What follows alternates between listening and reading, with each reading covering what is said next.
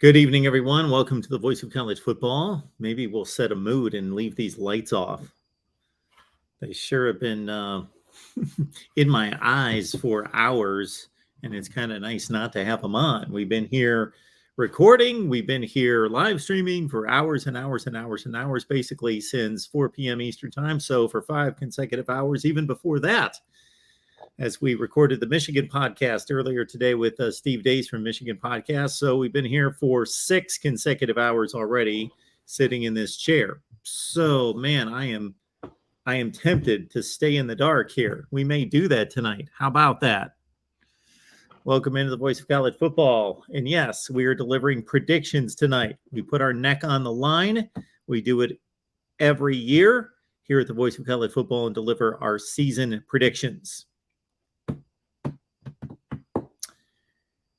All right, let's let some folks filter in here. We only have about 20 on the line. Hopefully there will be millions before we're done.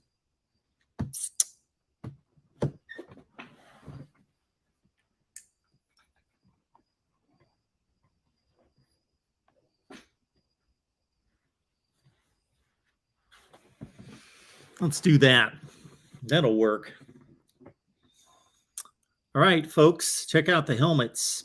They rarely give you an indication, but maybe tonight they will. So there's no messages sent on the helmet shelf typically. 2022 predictions. Before you think I'm nuts, before you think I'm crazy, before you argue, and I want you to do all those things. I want you to tell me that I'm going to be wrong. Keep in mind our last few years of predictions.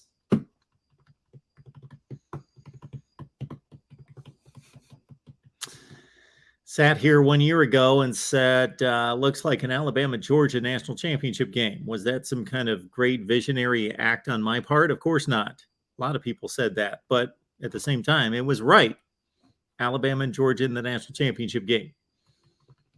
Also had Ohio State and Notre Dame in the playoff last year. So I missed it there. Missed it by just that much. I had 2 teams that just missed the playoff. Of course, Ohio State could have won it at the Big House at Michigan and moved on to a national Big Ten championship game. They blew it, and Notre Dame finished 11-1. That was right on the mark of my prediction, but I did not have Cincinnati making the playoff. I had Notre Dame in at 11-1. Notre Dame went 11-1, but not selected to the playoff. The invitational. It's not really a playoff. It's an invitational. If I could discipline myself to continue to call it an invitational, I would. I should ban the word playoff from this channel until it actually is a playoff. But again, keep in mind, we picked Alabama, Georgia, Ohio State, Notre Dame in the 4 spots. We barely missed on Ohio State, Notre Dame, Alabama, Georgia. That was our national championship game last year. That came through. The year before, check the records, look at the videotape, check it out. We predicted Alabama to beat Ohio State in the national championship game in 2020. So that's what we got. So again, check that one out. The other 2 teams in the playoff that year, 2020, I don't remember. You'll have to check out the videos. They're all here. I can't run from my predictions. They're all here. So check them out. 2019, I don't remember. I did not prepare for this show at all. So you're going to get a shoot from the hip prediction show. We're usually much more prepared, but I've been sitting here for the last, I keep underestimating how long I've been sitting here. It's not been for 5 hours or 6 hours. It's been over 7 hours that I've been sitting here. We did a Clemson record with Jason Priester from allclemson.com. Then we did the Michigan podcast. Then we did the USC live stream. Then we did the Iowa live stream, the Nebraska live stream, and then just recorded with Lon Philip Sullivan on LSU. So check out those videos and those live streams.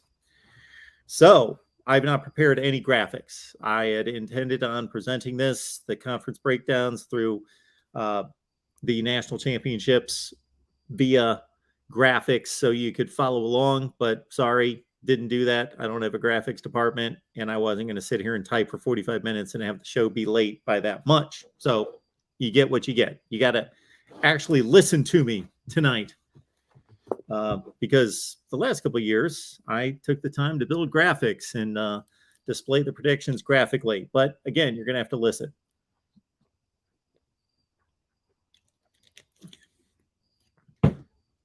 I do appreciate everyone being here tonight. Welcome in. Who is here? Exploring with Ben. Come on back. College football's back, baby. J-Man 34. My alter ego is here. Can I truly do that? It went through my mind to cancel the show tonight. I've gotten a second burst of energy, but I tell you, for about 2 hours there, I was thinking, I'm canceling tonight. All right. Yes. Take advantage of a beautiful evening. Wampa 75, man, your entertainment needs being met here at the Voice of College Football. Love to hear that. Mark is #1 entertainment worldwide. Charisse is here. Good to see you, Charisse. Thanks for being here. Buckeyes fan, the Daniel Emery. And what I need to do sometime here in the off season is go through my preseason predictions, because I got my record predictions, my weekly predictions on the games. But in terms of the season predictions, that's all I could recollect were the last 2 seasons. I think in 2019, I had Georgia Clemson in the national championship game, I believe. But I do remember last year, Georgia, Alabama, 2020, Alabama, Ohio State. I nailed the last 2 national championship games. And I did nail all 4 of the final 4. What year was that? It was in the last few years. So again, when I can hire the big staff, I'll say, you know what? I need the records on all my predictions. So go back on my season predictions and let's look at those and give me my results. Mark in the dark. Yes, we tried. LBC, good to see you right here. LBC, one of our contributors on the Voice of College Football postgame show at USC. Happy to announce that we will be delivering an LSU postgame here at the Voice of College Football, and that kicks off after the Florida State game on Sunday night. You'll see that right here. So get used to the barrage of postgame shows here at the Voice of College Football on Saturdays. And this weekend, it being opening weekend, Thursday, Friday, Saturday, Sunday, Monday, we will have postgame shows every day, every night, every day, Thursday through Monday.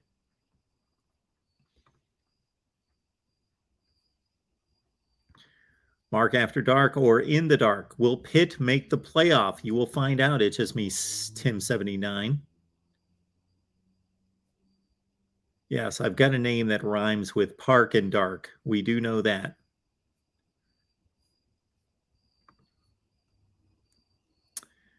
Colvarks has a prediction of Alabama, Ohio State, Oklahoma, and Utah. Oh, the Nevada helmet. Do we need to get that up there? Any thought on Desmond's picks? Our Michigan man, Desmond Upshaw? I don't know that he made any picks. Did he? Did he make playoff predictions? I'm a bad man, but a nice guy. I'll take it.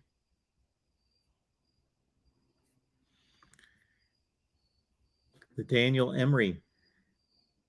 Clemson, Notre Dame. Not following that necessarily.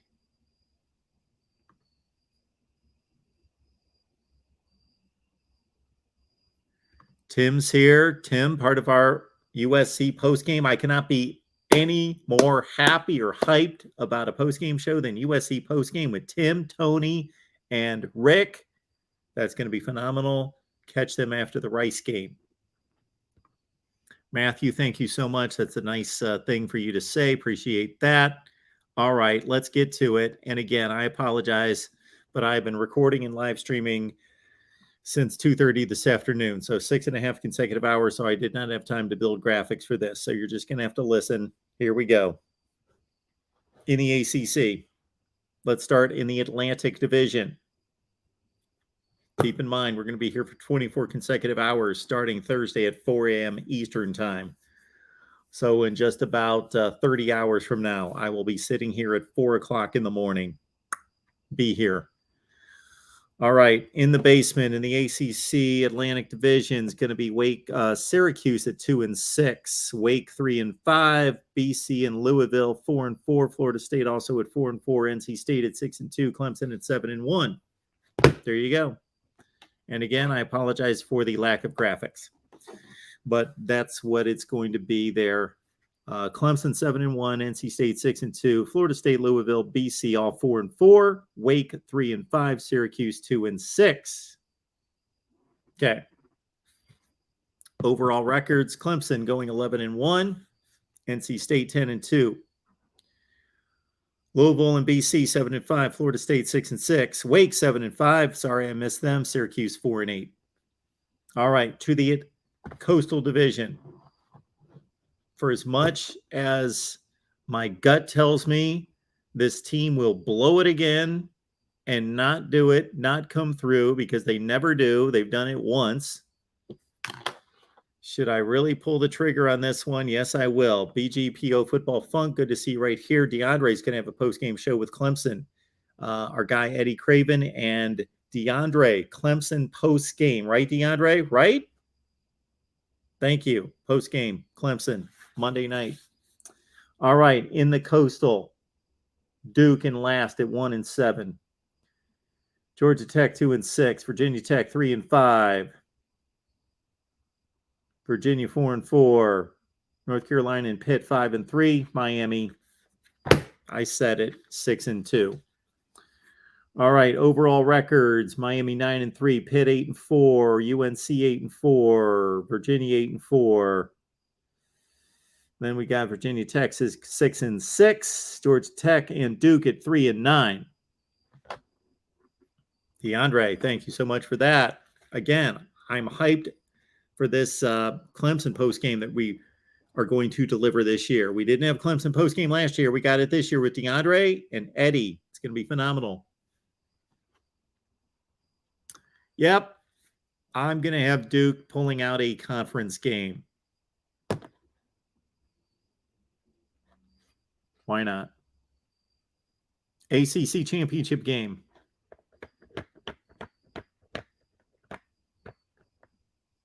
ACC championship game. Maybe I'll change my mind as I look at this. Roger Dodger, you're right. Clemson, Miami in the ACC championship game.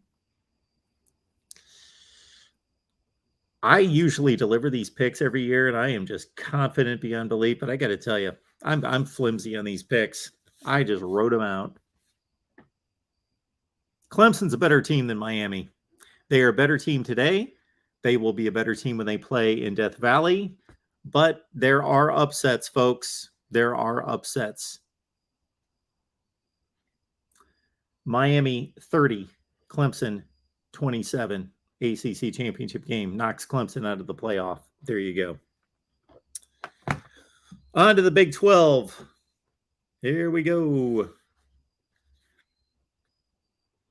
In the Big 12, we've got in the basement, Kansas 1-8. I'm rooting for Kansas. If I'm rooting for anybody, I'm going to tell you who I'm going to root for. Let's go there too. I'm going to tell you who I'm going to root for. In the ACC, I always root for Wake Forest. I'm going to continue to root for Wake Forest. And now that they don't have Sam Hartman, I'm rooting for Wake Forest. I want Wake Forest to win the Atlantic Division again. And out of the contenders, thinking that Wake Forest doesn't have a shot, I really don't care. Okay. But I want Wake to win. In the Coastal, I want Virginia to win. Brendan Armstrong came back. He could have went to the NFL. He came back to quarterback this team. They're fun to watch. They're good. I want Virginia to win. Those are the two teams I'm rooting for in the ACC. Wake and Virginia. That's who I'm rooting for. I want you guys to remember that more than anything else. I'm rooting for those two. Okay. If I have any Miami fans come after me after this prediction, my goodness, because last year I picked Miami to go 9-3. And they went 7-5. So I oversold them, overestimated them. The year before, the COVID year, I said 8-3, and they went 8-3. In 2019, I picked them to go 8-4, and I got blasted. That Miami was so much better than that, and I picked them to go 8-4, and they went 6-6. So I have overestimated Miami now 3 consecutive years, basically. Yeah, DeAndre's saying, stop it. Miami sucks. Virginia will win the Coastal. I actually hope so. I do hope so. All right. And again, I apologize, everyone, for not having graphics for all this. I should, but I've been sitting here since 2 o'clock this afternoon. And before that, unfortunately, I'm not going to say where. Many of you know where. I was tending to family business. All right. Big 12. Again, Kansas 1-8. Texas Tech 2-7. TCU 2-7. Then we've got West Virginia and Iowa State at 4-5. Kansas State 5-4. For as much as I want them to do better than that, Kansas State 5-4. Texas 6-3. And then we've got a logjam in first place in the Big 12. We've got Oklahoma, Baylor, and Oklahoma State at 7-2. Three-way tie for first place in the Big 12 at 7-2. So there's going to be the tiebreakers, and whoever won the games, and they go through the tie-breaking system, and Oklahoma will play Baylor in the Big 12 championship game, and the Sooners will win 27-20. To finish 11-2, Baylor drops to 9-4. The other records in the Big 12 overall, you've got Oklahoma regular season 10-2, 11-2 with a Big 12 championship game win. Then we're going Oklahoma State also 10-2, Baylor 9-3, Texas 8-4, Kansas State 8-4. And then West Virginia and Iowa State 6-6. TCU 4-8, Texas Tech 3-9, and Kansas 3-9. All right, on to the Pac-12. Here we go, Pac-12 fans. Here we go. Split by divisions, although we know that the divisions have no factor in the championship game. Michael's got a rematch in the Big 12 championship game, Oklahoma State and Baylor. I've got Oklahoma and Baylor. All right, Pac-12 championship game, or Pac-12. I've been sitting here talking for 7 hours. Pac-12 from the bottom, we've got Arizona 2-7, Colorado 2-7, Washington State and Arizona State and Stanford and Cal 3-6. Then we've got Washington 4-5, Oregon State 6-3. How about this? Got 4 teams. 4 teams. USC, UCLA, Oregon, and Utah, all 7-2. All of them go 7-2. And if you're just joining us, everyone, yes, I apologize for not having graphics. Was not able to prepare. Unfortunately, not able to prepare for this show like we have in the past years.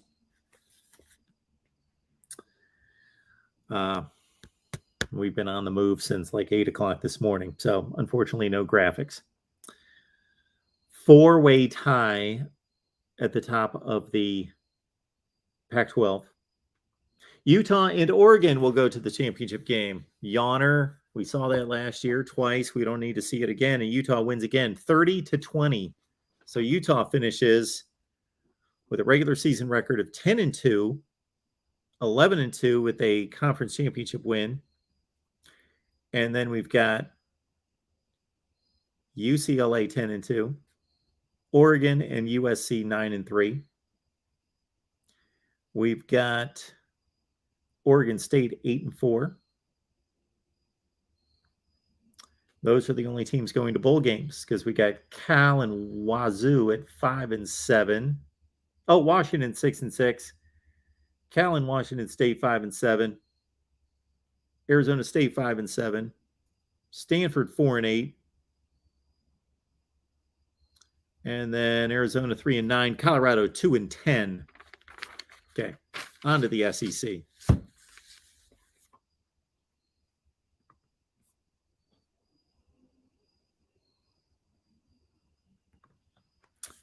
In the SEC, in the Western Division, the best division in college football by far. Ole Miss 3-5, LSU 3-5, Auburn 3-5. Arkansas at 4-4, Mississippi State 5-3, Texas A&M 5-3, and Alabama 7-1. Their overall records go Bama 11-1, Texas A&M and Mississippi State 9-3, Arkansas 8-4, LSU and Ole Miss 7-5, Auburn 6-6. Everybody goes bowling in the SEC Western Division. In the East, try to follow along. Vandy 0-8. Sorry, I know it looked good in Hawaii 63-10, but Vandy goes 0-8 in the SEC. Mizzou 2-6. South Carolina 3-5. Tennessee and Florida 4-4. Kentucky 6-2. Georgia 7-1. And then we go to the overall records of Georgia 11-1, Kentucky 10-2, Tennessee 8-4, Florida 7-5, South Carolina and 6-6, Mizzou's 5-7, and Vandy 3-9.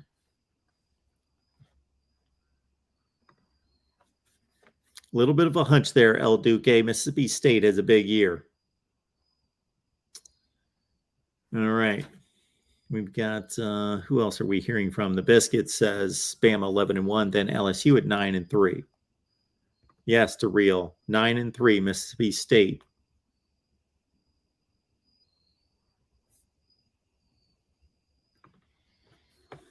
This coming off just 2 years ago. If you could go look at the Mississippi State prediction 2 years ago in 2020, when I picked them to go 2-8, 2-8, Mississippi State 2 years ago. And then they beat, of course, the defending national champions LSU in Death Valley in week 1. Oh, my word, you should see the comments to that video of what a moron I am. Then they lost 7 consecutive games and finished 3-7.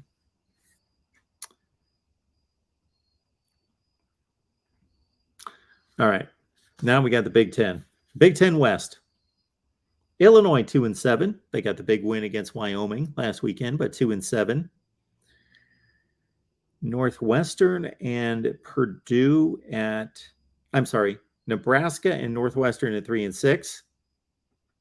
And yes, I had Nebraska at 4-5 in the Big Ten in my predictions that I released before the season started, but I get a mulligan here on Nebraska if nobody else in the nation. They're pretty much the only team because they played the Big Ten game against Northwestern. So again, Illinois 2-7, Nebraska and Northwestern at 3-6. Purdue and Iowa 5-4, Wisconsin and Minnesota. Minnesota 6-3, Wisconsin 7-2 in the West. In the East, Rutgers 1-8, Indiana 2-7, Maryland 3-6, Michigan State 5-4, Penn State 6-3, Michigan 7-2, Ohio State 8-1.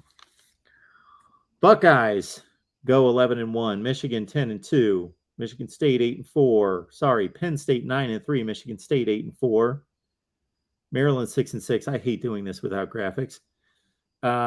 Indiana 4-8, Rutgers 3-9. I'm sure you guys are saying the same thing. Minnesota. Why do I keep going to Minnesota? Because that's the first team I listed here. It's all out of order. Wisconsin 10-2, Minnesota 9-3, Iowa and Purdue 8-4. Northwestern 6-6, Nebraska 5-7, and Illinois 4-8. Did I skip the SEC championship game? Sorry, J-Dub. Bama 34, Georgia 24. Bama finishes 12-1, Georgia 11-2. The best teams don't always make the playoff, do they? And certainly we could go into Notre Dame and BYU and what their records are going to be to get you to a national championship scenario. But think about this. We've got Bama 12-1, Ohio State 12-1. Utah and Oklahoma have conference championships at 11-2. Clemson is 11-2. Georgia's 11-2, losing conference championship games. So who makes the playoff?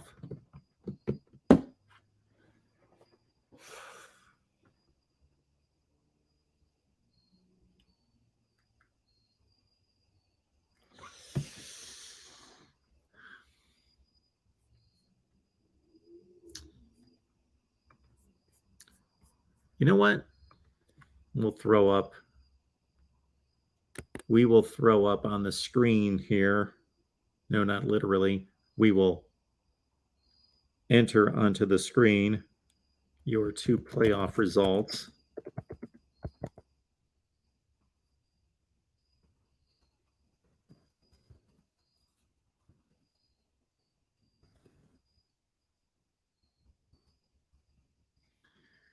The 1 versus 4 is not going to be pretty. Bama wins it over Utah 38-12, gets revenge for the 2009 Sugar Bowl.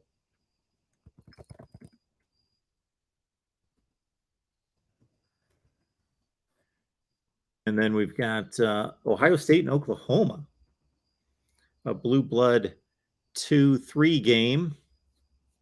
Buckeyes win by 2 touchdowns.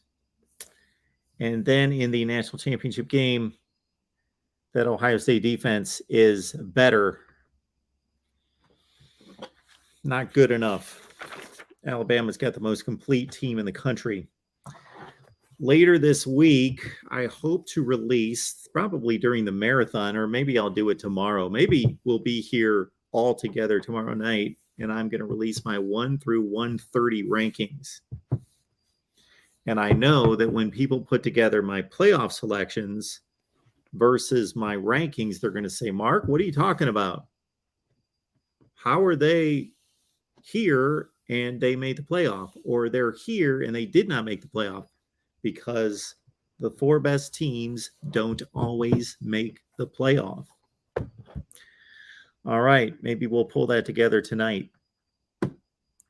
My 1 through 130 rankings to be released either Wednesday or Thursday.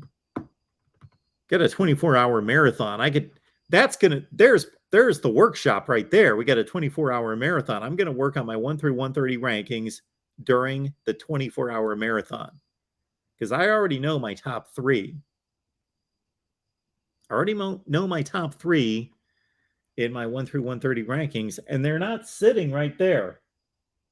They're not all there. All right, folks, it's time to hear from you. Oh, does somebody have them here? Colvarks, 2022 Ohio State, Alabama. Yes. 21 Georgia, Alabama. Yes. Georgia, Clemson. Yeah, that looks like what it was. And before that, I don't remember. But they're on YouTube. They are on YouTube. Okay. Yes, Michael. I'll drop the link. Yes, sir.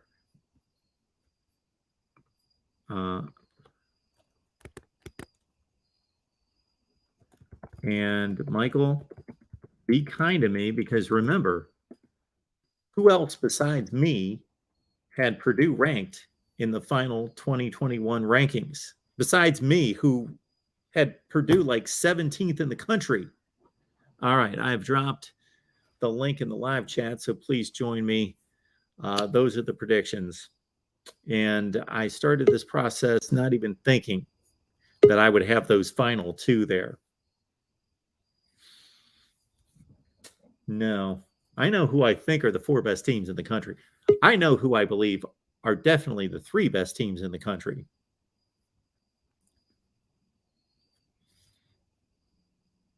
This is who I believe are the four. This is who I know, almost know without a doubt, are the three best teams in the country. In this order, do we go from left to right or right to left? In that order, Bama, best team in the country. Georgia, Ohio State has the potential to eclipse Georgia. They have the potential to even beat Bama. But for right now, till I see more, starting on Saturday, Georgia's the second best team in the country. Ohio State's the third best team in the country. I am most rock solid on these two. If Ohio State loses twice, I will not be surprised. If either one of these two teams lose twice, I'll be surprised. If Ohio State loses twice, not going to be surprised. If they lose to Notre Dame Saturday, won't be surprised. If they lose to Michigan, Penn State, whomever. The fourth best team in the country is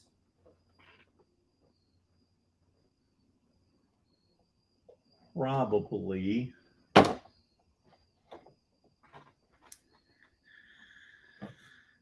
Clemson. All right, let's get to it. Time to blast me. To real MVPs on the line. What's going on? Hey, Mark. How you doing this evening? I'm doing well. What's going on with you? Well, first thing I'll say is I almost doubt there's any way on planet Earth Mississippi State goes 9-3. I could see them beating one good team, but I just don't think they're consistent enough to constantly win against good quality teams. Okay. I don't see Kansas or Duke winning a single conference game because they're just that bad. Not seen Mississippi State. Understanding that we've not seen Mississippi State play any games this year, so we don't know how consistent they are. Well, I know, but with just where I'm projecting them to be at and where my kind of feel is at, sure, I just don't see them doing. I don't see them being 9-3. So I think they're probably 7-5. Personally, I think they're in the bottom half of the SEC West, not the top half. Okay. Arizona, I don't see Arizona. You have them winning 2 conference games? Yes, Arizona. Have they won? When was the last time they won 2 conference games? Probably 2019. I just don't see that. I can see them beating Colorado, but it wasn't like 24 years ago. Yeah, but I mean they were just so bad in the last year that I didn't see any improvement, anything to suggest. The conference is bad. Yeah, I get it. But Arizona's worse. Okay. I mean, Arizona lost to Northern Arizona. Yeah, early in the season they did. Yeah, well, I don't care when in the season that is. That shouldn't happen. Okay. I liked your Kentucky at 10-2, Mark. That was good. Okay. But I would like to know how come. My main gripe is how does a 2-loss Georgia team not get in the playoff, but a 2-loss Utah team gets in the playoff? Well, we'll see. I'm not in the playoff committee, so I'm just trying to speculate what would be going through their minds. Yeah, it could be Georgia. Okay. Yeah, well, obviously, I think Georgia's better, but I think with the difficulty of their schedule, them being in the SEC, them losing to Alabama, which you have, I don't see 2 games Utah could lose that would really make up the just not be so clear and obvious that they're behind Georgia or ahead of, So if my scenario plays out, but the committee selects it the way you think it's going to look like that. You think it's Alabama, Ohio State, Georgia, Oklahoma. That is correct. Okay. All right. My personal playoffs, I've got Georgia 1. Okay. Ohio State 2. Yep. Bama 3. Baylor 4. Georgia, Bama title game. Alabama wins it over Georgia. Okay. So wait a minute. Georgia's the 1. Yes, they beat Ohio State. Alabama in the SEC title game, but Alabama beats them in the national title game. Yeah, flip-flop from last year. Yes. And Ohio State plays who in the semifinal? They play Alabama. Ooh, okay. And Georgia plays Baylor. Gotcha. Yes. Okay. I think Ohio State will lose one game. I don't know if it's Notre Dame, Michigan, Penn State. I think they will lose one of those 3 games. I believe Ohio State, Notre Dame. I think Ohio State could lose this week, to be honest with you. Yeah, I do too. But I'll say this: if Utah loses to Florida, is there any chance they make the college football playoff? Is there a chance? Yes, there's a chance, but they have almost eliminated themselves. Right, because my thing is if you compare them especially to Georgia, and Georgia just mollywops Florida, and Utah loses to Florida, you're going to have that clear comparison. And I think that could sway the committee. Do you see where I'm coming from? It should sway the committee. Sure. That should be under consideration. Sure. And you also had Clemson at 2 losses. We can all find examples of teams that lost to mediocre teams or got throttled in the regular season that made the playoff.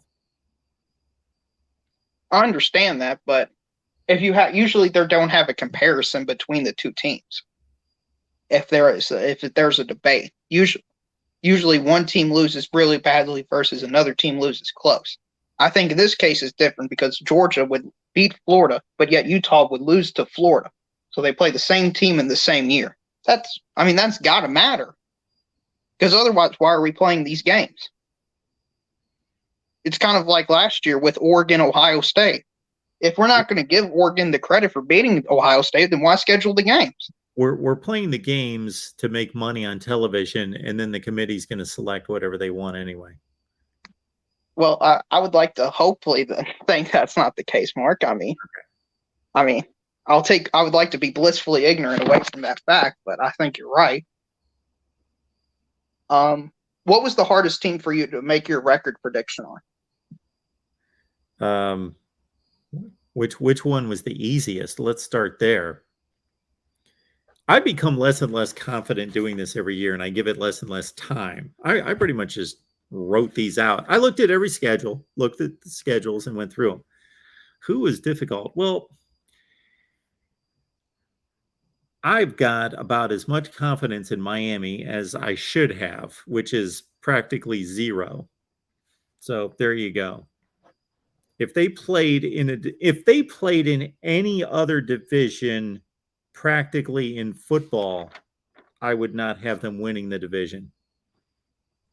Okay, do you have Miami over Texas A&M? No. Right now? Well, I don't. I have them losing a non-conference game, so it would be Texas A&M. But I certainly stated in my Miami prediction and Texas A&M prediction that I think that's like a 60-40 game. I can see Miami going and winning that game. I don't have a whole lot of confidence in Texas A&M. They got tremendous talent, but yeah, I don't think confidence. I don't think they finished ranked. It's not. They're not going to finish ranked. Yeah, I don't think they finished ranked. I mean, you did your thing where you said the AP poll they get about 13 wrong, including some top 10 teams. Yeah. So I was reverse engineering, and I thought, which one of the top 10 is most likely not finished ranked? I thought, well, it's probably Texas A&M. Well, especially with the schedule and the coach. Sure. Well, everybody think about that. There's going to be at least 1, if not 2 or 3, top 10 teams from the preseason poll that are not going to finish ranked. Last year, it was like North Carolina, Iowa State. Somebody else was in there that was way too high and didn't even finish ranked. Right. And I mean, and those teams you mentioned, they were dark horse playoff teams this time last year. And Texas A&M's kind of got that same feeling to them. And I personally think they lose to Miami. I think they probably go 8-4 or 7-5 again. And I think the only thing that will save Jimbo Fisher will be the recruiting class from being truly on the hot seat. I'm just not sold on him. I know he won a title, but I think he won it because of Jameis Winston. Yeah. It was And also probably a title won against one of the worst schedules ever for a title winner. right, and that Auburn team they faced in the Natty, I mean, that team had the most miracles I've ever seen in one season. Yes. Really good But, team, but like what would usually be like the number 10 team in the country. right, they're not, they're not garbage. They were a good team. They shouldn't have beat Georgia. They shouldn't have beat Alabama that year. Yeah. If you run those plays 100 times over, 99% of the time it doesn't work out. Yeah. And for that Georgia game, it was what, 4th and 24? I mean, the odds of converting that is so small. And the way it was converted, Georgia just made a mental error. I had somebody here in the last week. Somebody had me on their podcast and they presented somebody listed the 7 greatest teams of all time. And Florida State was like, that Florida State team was number 3 or number 4. And I went, no. No. They should have waxed. If they were one of the 3 or 4 greatest teams of all time, they should have waxed that Auburn team. They needed the last 7 seconds of the game to win. Yeah, you're exactly right, Mark. But good luck with your record predictions this year. Hopefully, Kentucky record prediction comes true. I don't care about the rest of them, as long as the Kentucky one comes true. We make a New Year's Six bowl, I'll be happy. I would like more than that for Kentucky to win the division and go to the SEC championship game. Yeah, well, out of all the teams, because you have Georgia losing a game, out of all the teams Georgia plays in conference, I think the most likely one is at Kentucky. True. Yep. And it's the combination of Kentucky's capability and where it's at in the schedule. But anyway, Mark, that's all I got for you. Hit the like and subscribe button. Let's try to get Mark to 37,000 subscribers. I like it. Thanks, man. All right, we'll keep it rolling here. Will's geared up. He's ready for Saturday. How's it going, Will?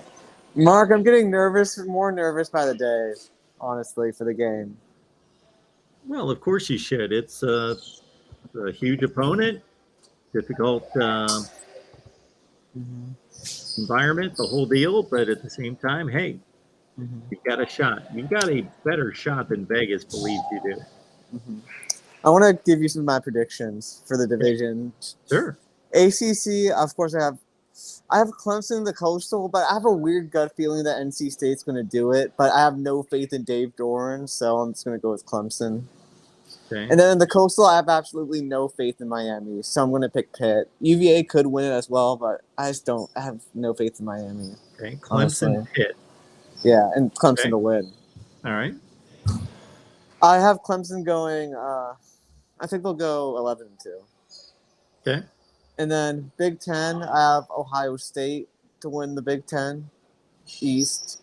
And then Minnesota, I think, although they have a tough schedule, I don't know. I have more faith in them than I do the other teams. Like if Wisconsin had a decent quarterback, I would probably go with them. But I don't know. I just have no faith in the quarterback situation in Madison. Big 12, I got Baylor and Oklahoma to edge out Oklahoma State in Bedlam, and I think Baylor will win. Okay. And then in the Pac-12, I have Utah, and the second one's tough for me. But I'm going to go with Oregon as the other team, and I think Utah will beat Oregon. And then SEC, I just have Alabama and Georgia, and then Alabama to win. And then for the playoff, I have Alabama, Georgia, Ohio State, and Utah, which is a little boring, but... Yeah, I try to avoid the boring, but that's what I came up with. Yeah. I would love to say that the playoff is going to be Minnesota, Kentucky, Pitt, and Texas A&M. Mm-hmm. So can you tell us the plan for Thursday? I'm extremely excited for Thursday. So are there going to be like mostly call-in shows, or are they going to be Extremely team shows? excited for Thursday. For the Nice. 24 hours. Yes. Yeah. All College right. football all day. Yeah. Yeah, I can't sit here and talk for 24 hours without some interaction. Mhm. Yes, I think we're going full throttle call in all the time. Yes. Yeah. And I think the second best college football person on the Voice of College Football, Matt Zemnick, is going to be on to finish it off. It's just going to be so Yes. much fun. And Mark, I'm really hoping everything's going great with your family. I know you've been with your family. My thoughts and prayers are with your family. I appreciate that, Will. Thank you so much for that. That's very nice of you. Yeah, and that's about all I have. I just wanted to throw in my predictions and hype up Thursday. Thanks, So, Will. yeah. I think it's going to be a phenomenal game on Saturday between Ohio State and Notre Dame. I'm not one of these Buckeye fans that think it's just going to be a rout. I really don't. I think it's going to be a tremendous game. And Thursday, I was hoping to start at 5 a.m., but since Matt is going to fill 2 to 4 on the back end, I thought, okay, well, I'll get started an hour early, and we'll make it to 4 a.m. And we'll be here all day taking. We'll just do this all day. So as long as there's somebody here talking to me, then that's what we'll have. Yeah, my Brian Kelly post-traumatic stress disorder is kicking in. I don't know why. I'm just getting really nervous about it, but hopefully it goes well. Let's say you walk out of there with a 38-35 loss. I'll be proud, but still pretty depressed that we lost. Okay. All right. Okay, Will. All right. Well, get your workout in. Yeah. See ya. All right. Have a good one. It's our guy, Will, Notre Dame fan. And now we move it on to Michael's on the line, talking up the Boilers. Michael. Not right. Hey, Mark, how you doing? I hope things work out with your family and stuff, man. I appreciate it. I got to ask you this. This is really about Purdue, but where do you see Wisconsin going 7-2, especially with their quarterback playing right now, suffering? And how did you come to that? Because you, Rick, made me scratch my head about that one. Okay. Well, you can stop scratching your head. I just I just looked at personnel and looked at the team, and I believe that Wisconsin's going to be able to navigate its schedule, lose twice, and make it to the Big Ten championship game. Okay. And who did you have the losses to for? Obviously, I think you have Purdue 6-3. Who do you? Well, probably you had Wisconsin, Minnesota, and who was the other one? Penn State. Who Purdue loses to? Yeah.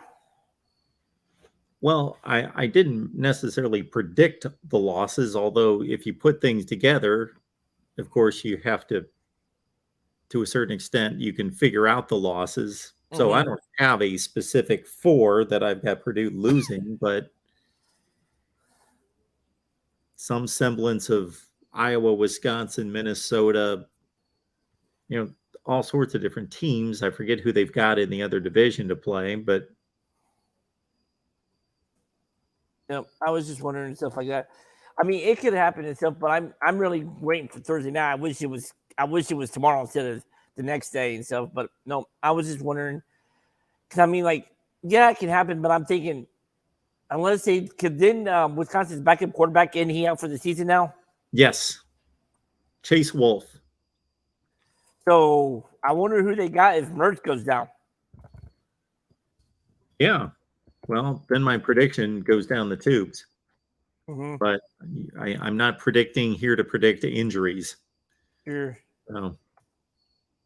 Not bad. No, I was wondering because, I mean, like, I could see stuff like that with Wisconsin sitting back and stuff like that this year, especially unless you're going to be right in their defense like with Iowa and stuff. But we shall see starting soon. All right, Mark. Thanks for taking the call, man. Thanks, Michael. Appreciate it. Porter, if you're commenting on the Wisconsin backup quarterback situation, either and you're commenting to somebody else or you don't know. Chase Wolf, was knocked out for the season, I'm hearing, from what I understand there. All right, welcome into the Voice of College Football. There he is. DeAndre, what's going on? Hey, Mark, how you doing today, man? I'm good. How are you? I know all the details. I know you ain't going to put it out here. But whatever going on in your family, hope it gets better for you. Thank you. Okay. So I'll go start it off with something funny I learned today. So I always like stats, statistics, and looking at interesting facts. So tell me this. Tell me a team. Okay, you got Alabama, Georgia, and Auburn. Tell me somebody that's undefeated versus all three of them all time. Against Alabama, Georgia, and Auburn? Yep. How many games have they played against them? I can't tell you that, but they played over 2. Well, it's Alabama, Auburn, and who else? Clemson? Alabama and Auburn and Georgia? Yeah. It's not Georgia Tech.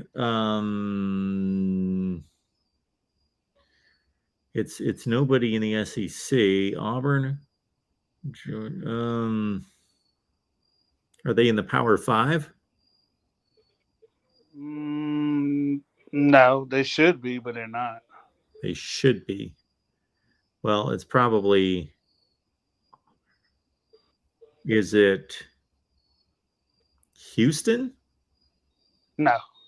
I'll go ahead and tell you. You're close. Tell me. I'll be here all night. I don't know. It's Rice. Oh, Rice. I have heard that before. Rice. Okay. I Okay. was looking up something for me and Carver's talk, and I was just bored at work. And I flipped by it, and I said, wow. Rice has a winning record against Auburn, Georgia, and in Alabama. That's great. I mean, undefeated. Like, and when you say Houston, I thought you were going to say Rice. I was like, wow. Yeah, same town. Yeah, but I was looking at that. I was like, wow, they have a winning record. Yeah, thank you. Me and Carver did a show the other day together, and he's a great guy. I enjoy talking to him. And what's funny is, I don't think you knew this when you introduced us, but he lives up the street from me. Oh, yeah? Yeah, like That's cool. maybe 15 minutes. So it was very interesting. Hopefully we get together and go to a game. As Clemson comes to Wake Forest on the end of September. So hopefully we'll get up and do a game. There was something else I want to talk to you about. Oh, I don't know where you're going to put out your numbers for the Patreon betting and stuff like that. But I do have one question for you. Yeah. I think that Ohio State and Notre Dame is just too high. And not that fact that I don't think Notre Dame could win the game or anything, but we just saw Ohio State had issues the first game of the year. They adjusted to a new system, and Notre Dame might run the ball a whole lot because they got a very good offensive line. Don't you think that's kind of high for a first week game? 17 points. If I was making the line, it would be 10. Okay. Yeah, because Notre Dame have an excellent defense this year. I know a lot of people are picking Notre Dame to beat Clemson when they come up to Clemson to play, and I know I'm not trying to compare Clemson and Ohio State's offense, but obviously that CJ Stroud is a better quarterback at this time than DJ Uiagalelei is, and the receivers play a lot better. And that's something that I brought up to Carver last night. I wonder, with Brad Scott leaving, our receivers haven't really played the same way. And if you go look at the development of Clemson receivers, maybe Grissom is the problem and not the receivers. Because if you always go back to when Clemson was doing really good under that particular offense, they had people like Artavis Scott and Rodgers who were kind of built like running backs and running the ball on that jet sweep and those quick passes. Then you all of a sudden have all these tall receivers who are deep threats, and maybe the development is not there. I know we could say injuries too, because Spector didn't play last year, and Stovall is hurt again this year. But I'm kind of wondering with Brad Scott being gone, the development of the receivers is not there. I know Chad, whatever his name is, Grissom is a Clemson's player, and he was coming back to play. But I sometimes wonder about that. Maybe that's what we saw with the Clemson wide receivers because they just don't look the same. I think you have even commented on that. And you go look at Andre Hopkins, Mike Williams, Sammy Watkins, and Higgins, what he doing in Cincinnati. You got, and Tyler Winfro, can't forget about him. But I kind of wonder, I know injuries played a role with the receivers, but maybe the development is not there under Grissom. And there's something that I looked at. But yeah, that was it. I wanted to see about it. Also, I'm keeping my eye on that Utah-Florida game. I'm going to catch it before the line change. Cause I think I'm putting some money on the money line on that game for Florida to upset Utah, only because they had to go cross country, and it might be kind of hot, and it's just going to be an early game. But that was it, Mark. I'll get up with you later, man. Again, whatever's going on, you got my prayers. Appreciate it, man. Thank you so much. All right. All right, let's keep it moving. The calls are stacking up here, so let's get to it. We got Aiden on the line. Welcome into the Voice of College Football. What's up, brother? I'm good. What's up? How are you doing? I'm good. You? So, not too much going on, man. Just had my follow-up with my eye surgery today, and the doctor loved everything he's seeing.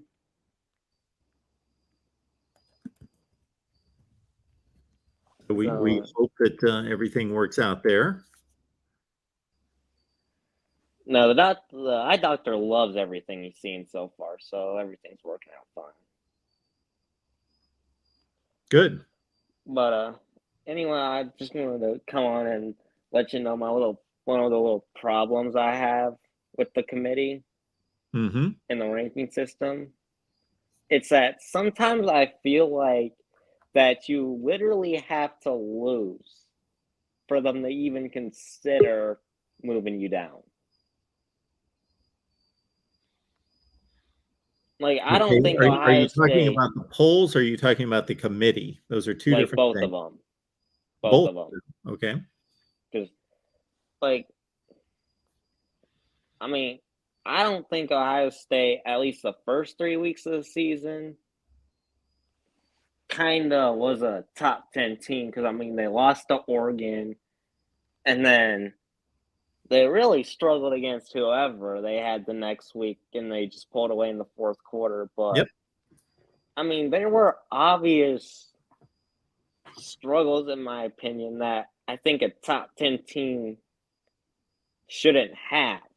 Okay. And then, they literally just keep Alabama at 2, even though the last year they went on to make the national championship. But they kept Alabama at 2, and they were just getting in close games to teams they should have just been blown out the water. Like, they should not have been that close to LSU at home, missing maybe every single 4 and 5-star on their roster. Okay, you tell me, though, I understand your point, and it's not that your point's not valid, but who should have been replacing these teams that high? Name the team that wasn't struggling against anyone that should have been placed outside of Georgia. Cincinnati, they struggled week after week after week after week after week. Baylor, Oklahoma State, they played close games. I'm not getting the teams that should have been replacing. I think Michigan before Alabama whipped Georgia in the championship game should have been higher than Alabama by that time. Well, so the one thing about Michigan, Michigan lost to Michigan State. So we could consider that a fairly similar loss to Alabama losing to Texas A&M to a certain extent. Michigan struggled against Rutgers. Should they have moved down after they struggled against Rutgers?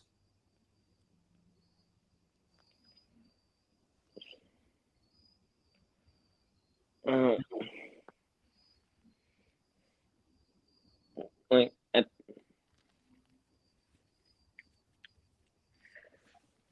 Or wouldn't you put Penn State in the same category as Auburn or LSU, and Michigan struggled against them?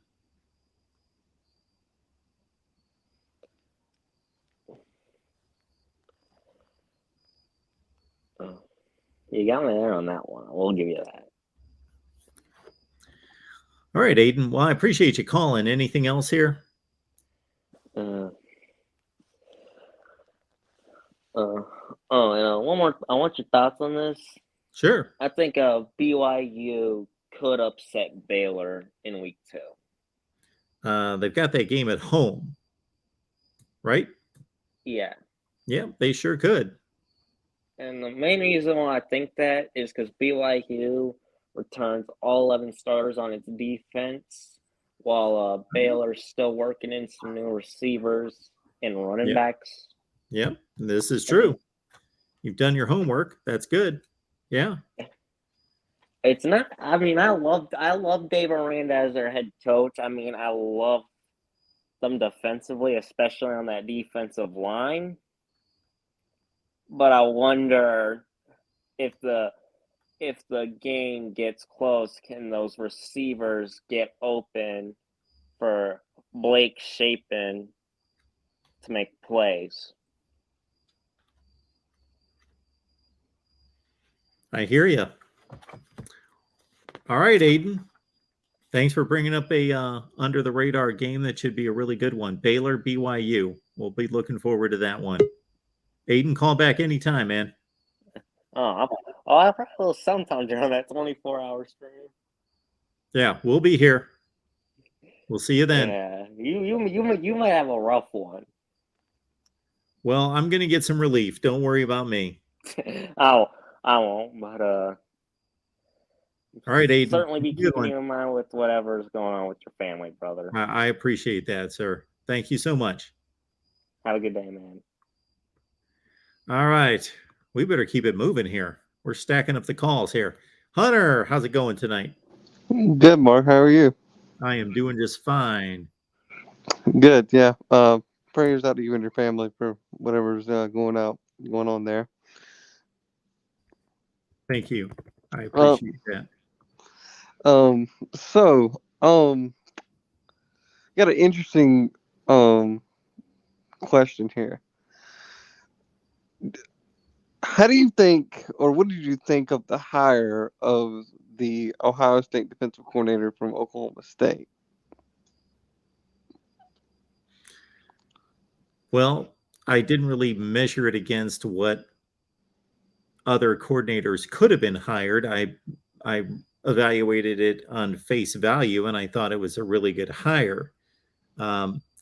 I think some people are maybe overestimating the impact, or overestimating, not that he's not extremely good at what he does, but I think that some people in Ohio State land are overestimating that he's just going to come in and fix things, and you put together great talent and he's a capable coordinator, and then all the problems are solved. And I don't quite see it that way. Well, here's how I'm looking at the Ohio State and Notre Dame game. I'm picking Ohio State to win. I think that's the eventual outcome of that game. But I do think there is a scenario in which Notre Dame can pull the upset, because they have a good offensive line, and I just don't know how much improved do you think the Ohio State will be in their secondary.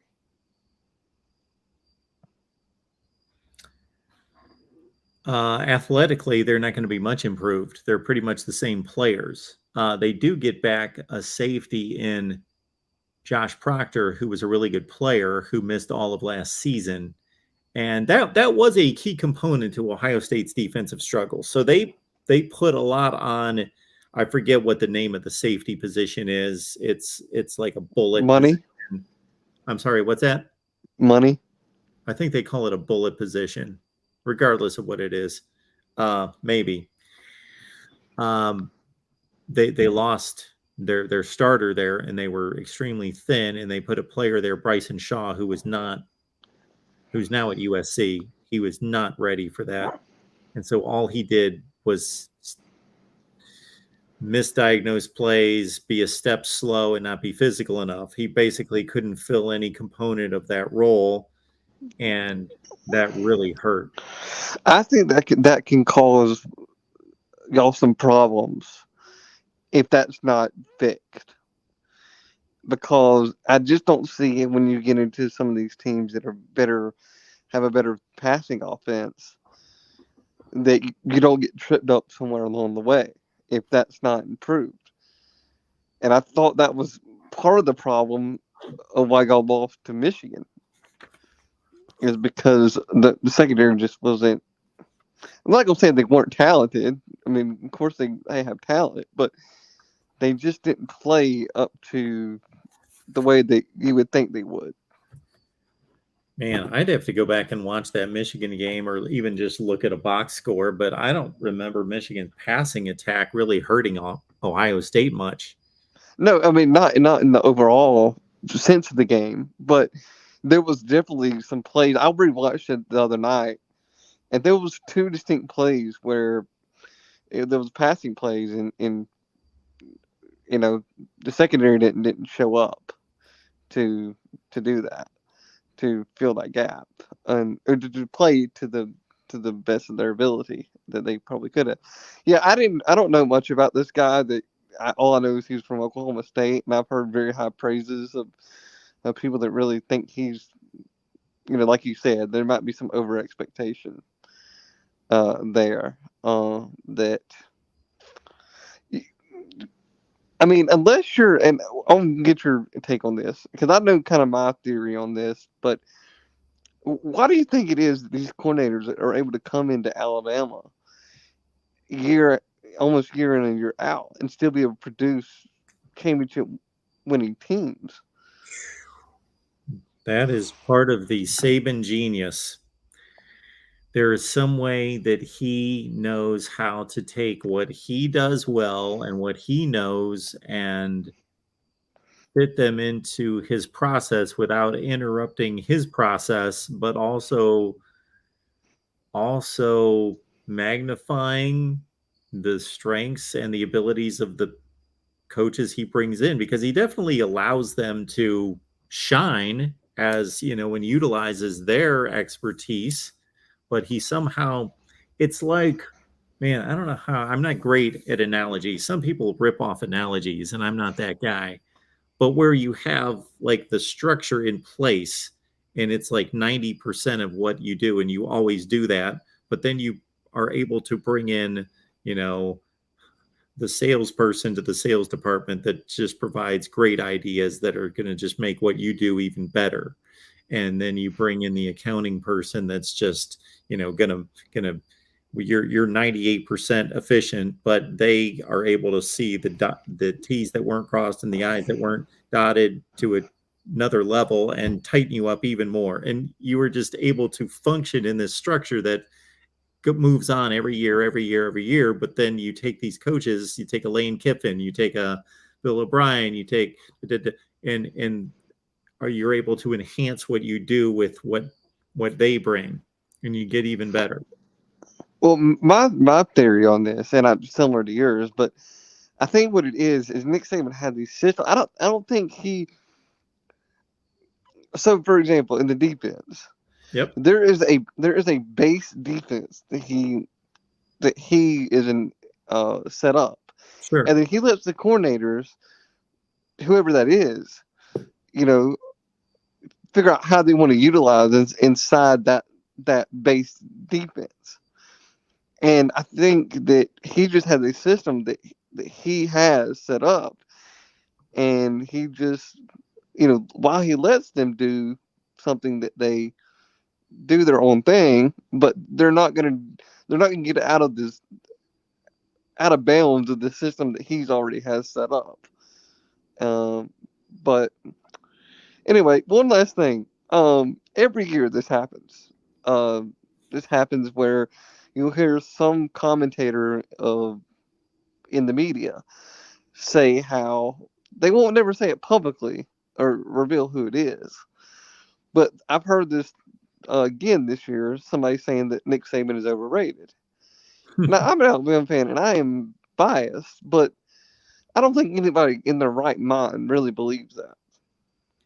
Well, it depends what you mean overrated, because yeah, that is a ridiculous comment on the surface. But if you want to break down the semantics to a T, there could be somebody out there that could make a claim that he is not the greatest coach of all time, and there you can form an argument against him not quite being the greatest of all time. So that way, that makes him overrated if everyone thinks he's the greatest of all time. Is Michael Jordan overrated because almost everybody thinks he's the greatest basketball player of all time? Well, maybe he's not. No, Kobe is. But Actually, I think LeBron. no, I get what you. But anyway, yeah, I know. Anybody can formulate, but I mean, just as a general statement, it's laughable. Yeah, it's laughable. Yes, absolutely. And I think, in my opinion, a very close second to Saban, I would say in the top three would be him, Bear, and I'm kind of partial on this, but Bobby Bowden was a tremendous coach. You have no argument from me. I've never gone through the practice of trying to rank the all-time coaches, but Bobby Bowden won consistently for the longest period of time than anybody. If your bar is finishing in the top five. Well, I got to hear him, and now this is just a personal thing for me that came out of him. But I got to hear him speak at a church one night, and not just on the football side, but him as a person, and him, he has a lot of the same values that I share. Just a great human being, and besides the football, and that just having the success on the football field is an achievement. It's just a bonus. But I mean, he was just a great human being. Period. So that's why it's a little bit personal for me, but that's why I really like him in the end. But I'll let you get to some more calls and have a good night. Thanks, Hunter. Appreciate that. Let's keep it rolling here. We got J-Dub on the line from Iowa. Mark, I like your playoff scenarios. I think Ohio State and Bama meet in the playoffs. I've got Georgia. I think Georgia just has enough that they're going to survive the East and run into Bama and Atlanta and get their loss there. So I've got, in my scenario, I've got Georgia and Clemson, the ACC champs, with one loss. But I've got the Big 12 and the Pac-12 champions with 2 losses. So that's going to put Clemson in then. And then do you take a Big 12 loss, or a Big 12 2 loss, or a Pac-12 2 loss over a 1-loss Georgia who's lost only to Alabama? No. Everybody will hate it, but it'll be Georgia back in with Alabama. Yeah. Except they'll have Ohio State and Clemson with them this time. Yeah. And I think then you've got this weird scenario where if Bama or Ohio State has run the table, they're sitting at 1 and 2, and Bama has just beat Georgia, and the playoff committee is going to look at Clemson and say, even though you're a conference champion, we're going to make you 4 so that Alabama and Georgia don't play right away again. And then everybody in the whole country is going to go, oh, my God, we're going to get Alabama, Georgia, and the Natty again. And it's not going to happen because Ohio State will beat Georgia. Alabama will beat what I think is a not as good as some people think they are Clemson team. Yeah. And then it's a coin flip. I think it's a coin flip between Alabama and Ohio State. It might come down to who's got the ball last, who blocks a punt, who has a receiver running free with the ball over the middle and it gets stripped from behind. Yeah. It could be one of those kind of games.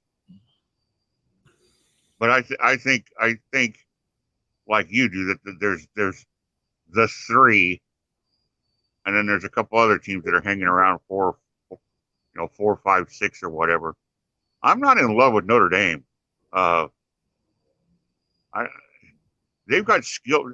They got Michael Mayer, okay, a great tight end. They've got a couple of nice pieces, but they've got a lot of holes to fill, and they're unproven in a lot of places.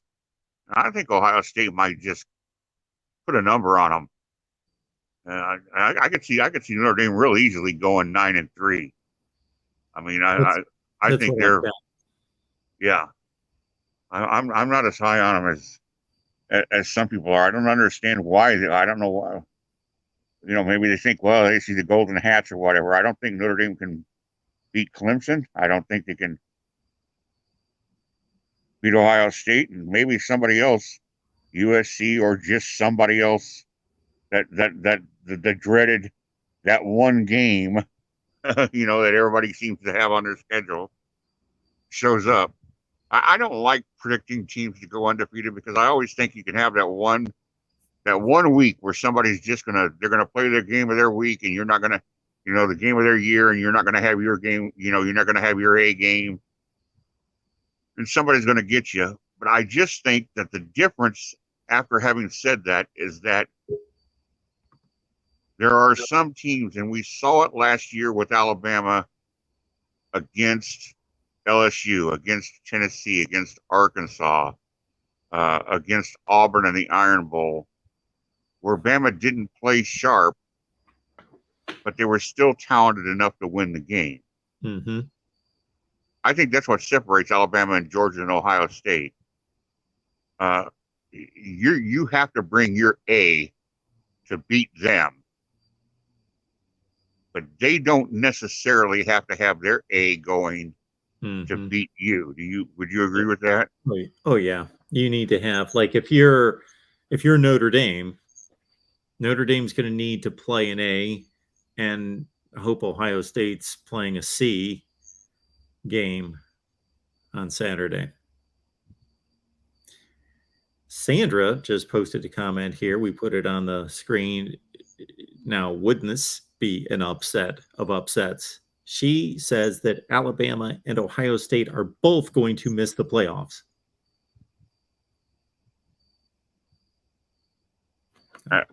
Both miss the playoffs. That's all. Yes.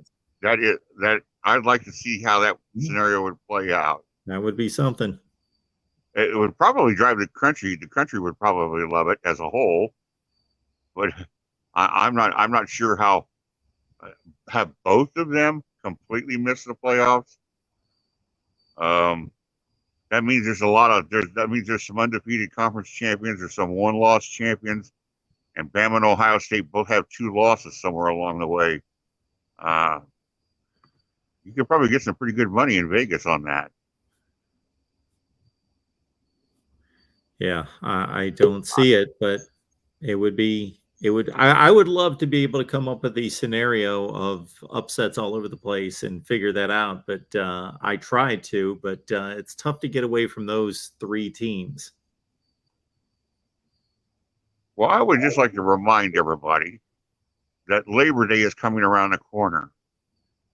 And a lot of people are just going to take the day off. They'll be sitting at home, do a little online shopping. Bingo, there you go. There it is. It's the Amazon link. You hit it, you help Mark out, you take just a few pennies out of the trillions of dollars that Jeff Bezos is worth, and you reward the working man who's been sitting there in that chair for hours and hours and hours today, entertaining all of us. And you know what it cost you? Nothing. You're just still the same shopping experience. Use that link, hit that thumbs up, and then I'll get out of the way because a lot of people they're tired of hearing about me. You got lots of people in the room. Thanks, Mark. Hey, everybody. By God, the season's upon us. The moment is here. We can all rejoice. Thanks, J-Dub. All right. Appreciate J-Dub and his he's become expert at promoting the Amazon link. It's a sight to behold or to be heard. All right, let's keep it going here at the Voice of College Football. And we've got Colvarks joining us. Colvarks, so we saw many times there in the chat. How's it going tonight? Good. How are you? I am doing just fine. What's going on? Not much. I've just wrapped up my own playoff predictions earlier tonight. All So, right. Are we privy to those? sorry. Are we going to be blessed in hearing those? I mean, I guess I don't know what else to say. So, my playoff I've got is 1 Alabama, 2 Ohio State, 3 Georgia, and 4 Utah. I do think Georgia runs the table in the East Division, and they go 12-0 going into the SEC championship. But I think Alabama gets them. But I think a one-loss SEC team still gets in.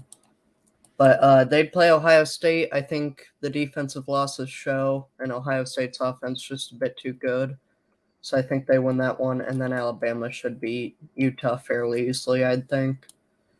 So I think it's going to be a Bama-Ohio State rematch from 2020. But I think Alabama's going to win it. You know, Nick Saban seems pretty...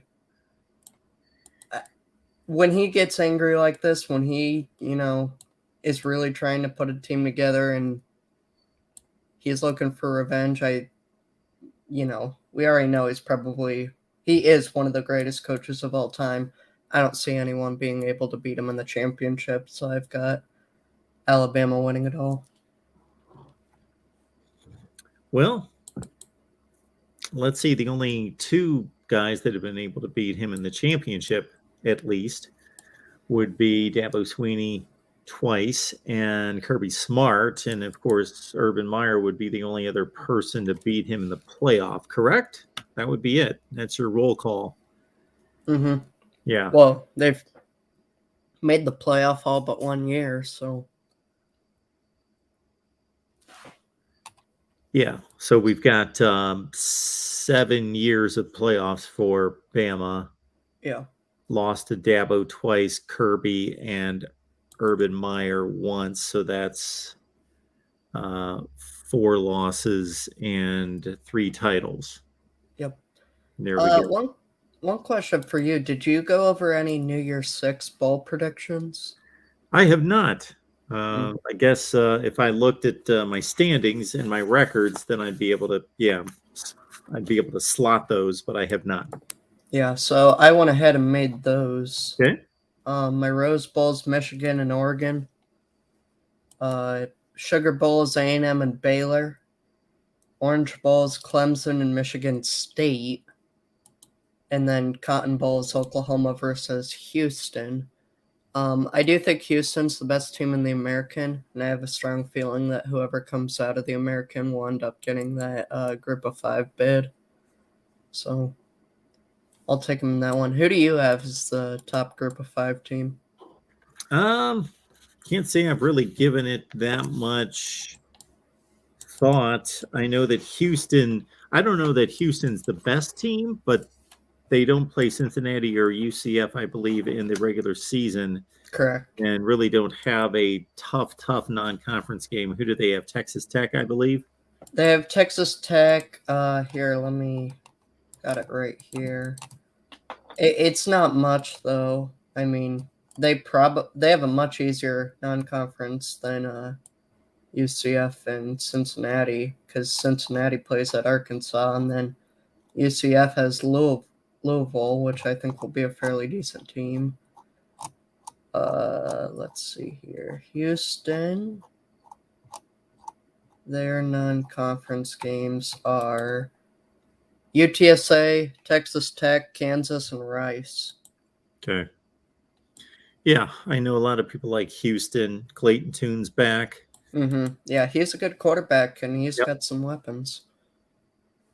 on offense. Depending on where you classify BYU, they certainly, they don't have a brutal schedule, but they've got enough tough games that they could earn a ton of respect if they can win the majority of those.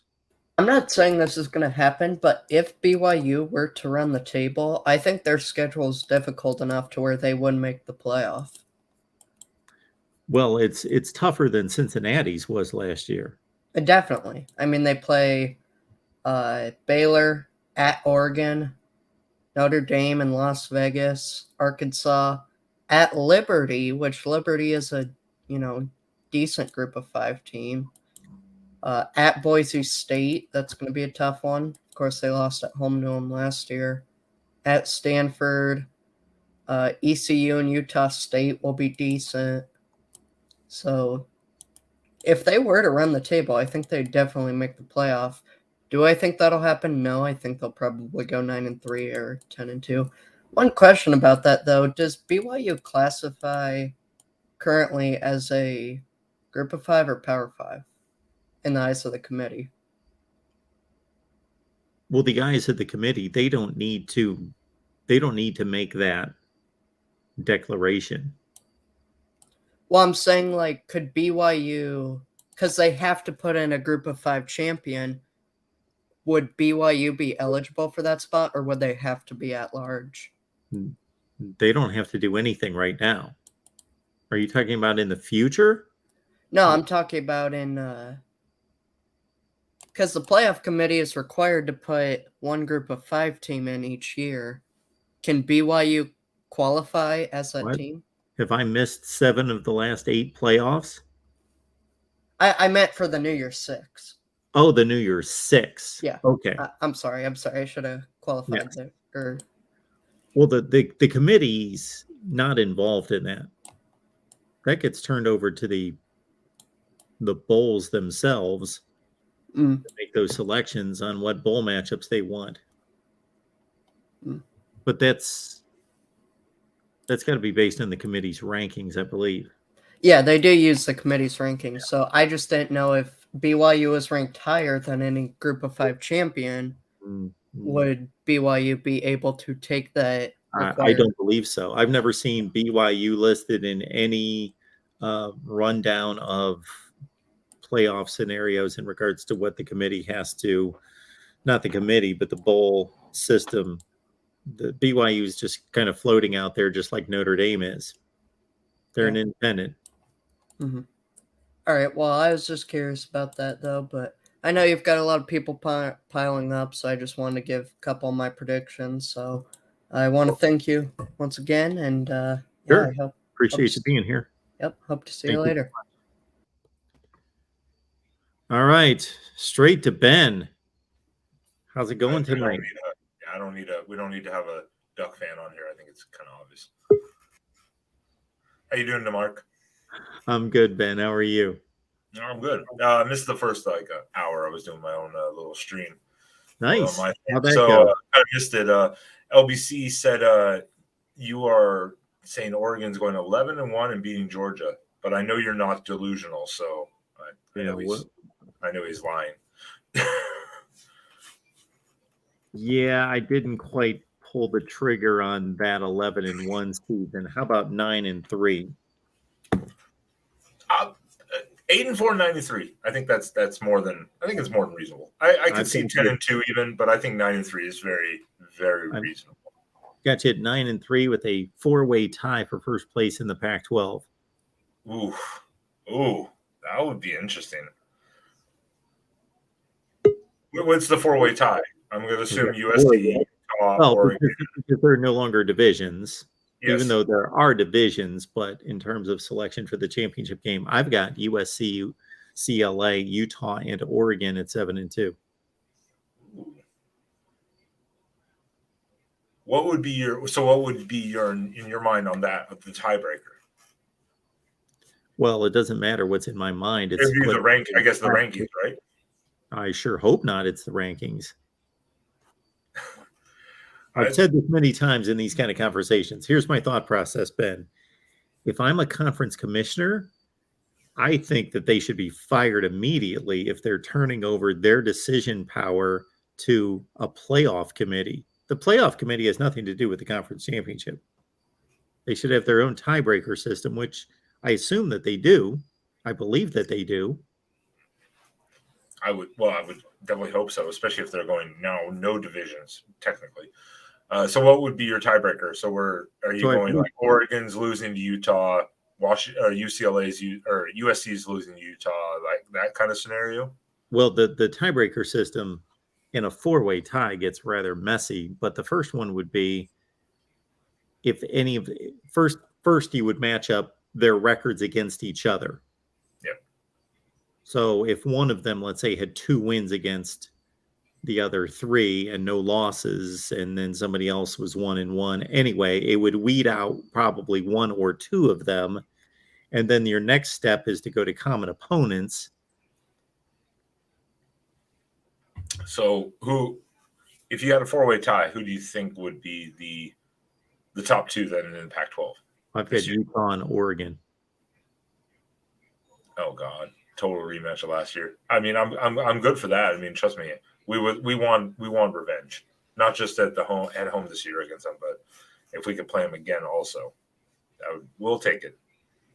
But this is where it becomes difficult not having divisions. This tiebreaker system, that would be a scenario that would be a nightmare, as opposed to when you're in divisions, you automatically have a tiebreaker because everybody plays everyone. Yeah, the way the Pac-12 used to be, when it was the Pac-10, we played everyone. And then you just took the top 2. So it was a lot easier. So yeah, we're not playing USC this year. We're not playing Arizona State again. So yeah, it does kind of make it a little messy.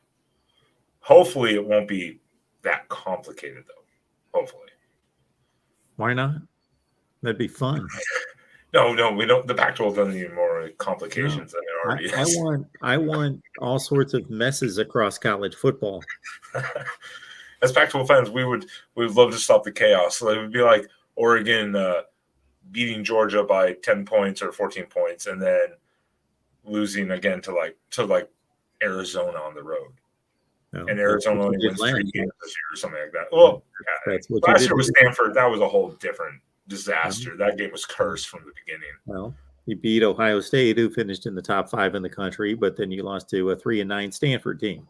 No, I know that game was cursed from the beginning, with our safety getting his leg broken in practice before the game. Joe Moorhead going for surgery that morning. One of our special teams guys getting kicked out for targeting on the first kickoff of the game. that game was, and then CJ Verdell going out for the season with an injury. That game we were just like cursed from the beginning, and it never stopped. That was just one of those games where you're just like, figures. Yeah, that was a lot of bad karma adding up there before kickoff. Yeah, it's for not sure. Fun. Well, Mark, I'm not going to take much of your time, but once again, everyone, just as a JWO is piece to the point, shop Amazon using the link from Mark. Join the Patreon. Join us. Hopefully, Mark will allow us to have another Sunday night show like we did last time. Hopefully, no technical difficulties this time. I realized the Sunday night show was phenomenal. The Sunday night show was but phenomenal. I realized I loved it. The stupid mistake at the beginning. That was I can't believe that happened. So hopefully there will be no technical difficulties this Sunday. It will be very late night though. It'll be about 12:30 Eastern. Oh my word! Yes, this Sunday night we've got a football game. So, oh my word, what are we gonna do? We'll figure it out. It'll be 12:30 to 1 a.m. Eastern. I'm figuring, and that's fine. I'm all in. It's a holiday Monday, so I'm good. Well, you guys jump on whenever you want to. Just jump on whenever you want to, because I still have to figure out. So we've got an LSU post game. If we have a Florida State post game, then I won't have to host the Florida State post game. But if we don't, and as it stands right now, I will be hosting the Florida State post game on the Florida State channel after the game. That was a good point. I was going to ask you about that because I was going to say, well, main channel confliction, but if you're going to be on the FSU channel, then I don't know at this point. All right. Well, no, I'll touch base with you come like say Friday. I'll touch base with you about that. But definitely shop the Amazon link, join the Patreon, hit the like and subscribe, and join us Sunday night, even late night for the college football after dark. And Mark, thank you again for the platform, and you have a good one. Thanks, Ben. Appreciate it. Between Ben and Tim and Tony, and I don't want to leave anybody out, Eric, and these guys are phenomenal. These guys are carrying this platform at this point. And for some reason, I'm going to complain here for just about 10 seconds, hopefully not too much more than that, because I hate to listen to people complain. But for some reason, getting post-game hosts for these channels, you would have thought that last year would have been the hard year because that was the first year and I had nothing. I was starting from scratch. But for some reason, this year has been 50 times more difficult. Not that I haven't gotten like 60 or 70 people contact me, but it's just this endless back and forth of call me here. No, I can't talk then. Calling, I'm not available. Just so here we are at, and then with Florida State, we had our 2 people bail out the day before. So I never mind anyone telling me, you know, Mark, I've moved on from this. I have other priorities in life, or canceling on me. I never have issue with that. Never at all.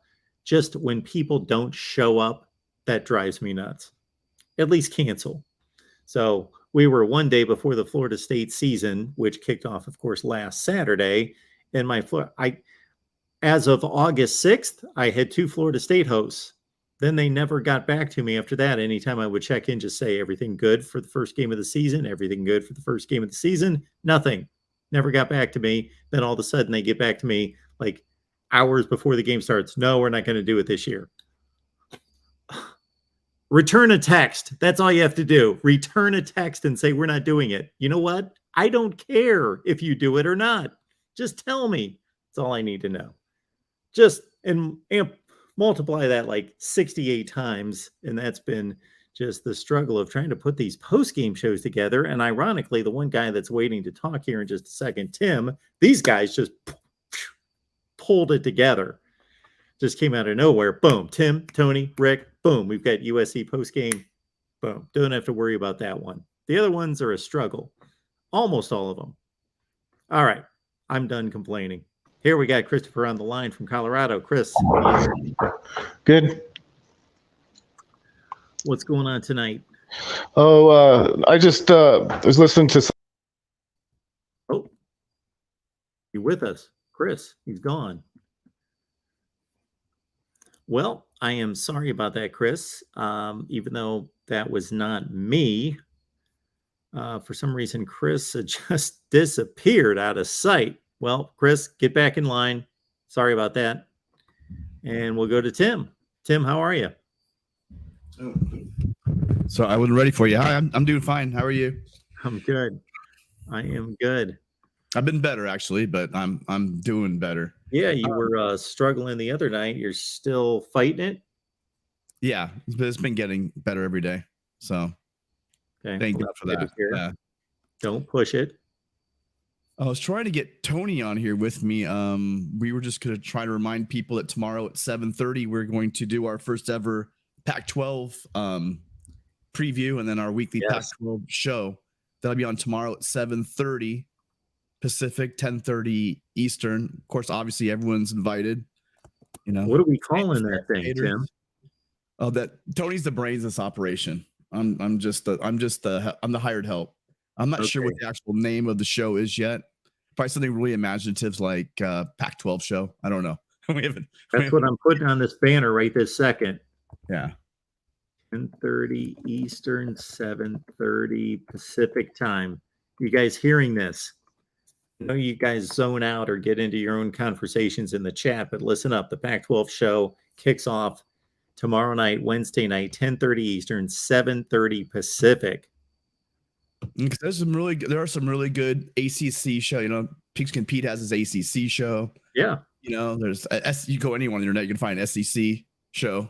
You've got your podcast. There's lots of places for people to get their fix for the Big Ten, the ACC and the SEC. But what we were talking about one night in the Discord was the fact that there's really not representation for the Pac-12. So we have a lot of great Pac-12 fans here in this crowd from Oregon State and from Oregon, UCLA, USC. I don't think we've ever found any Arizona. Do we have any Arizona State? I don't think so.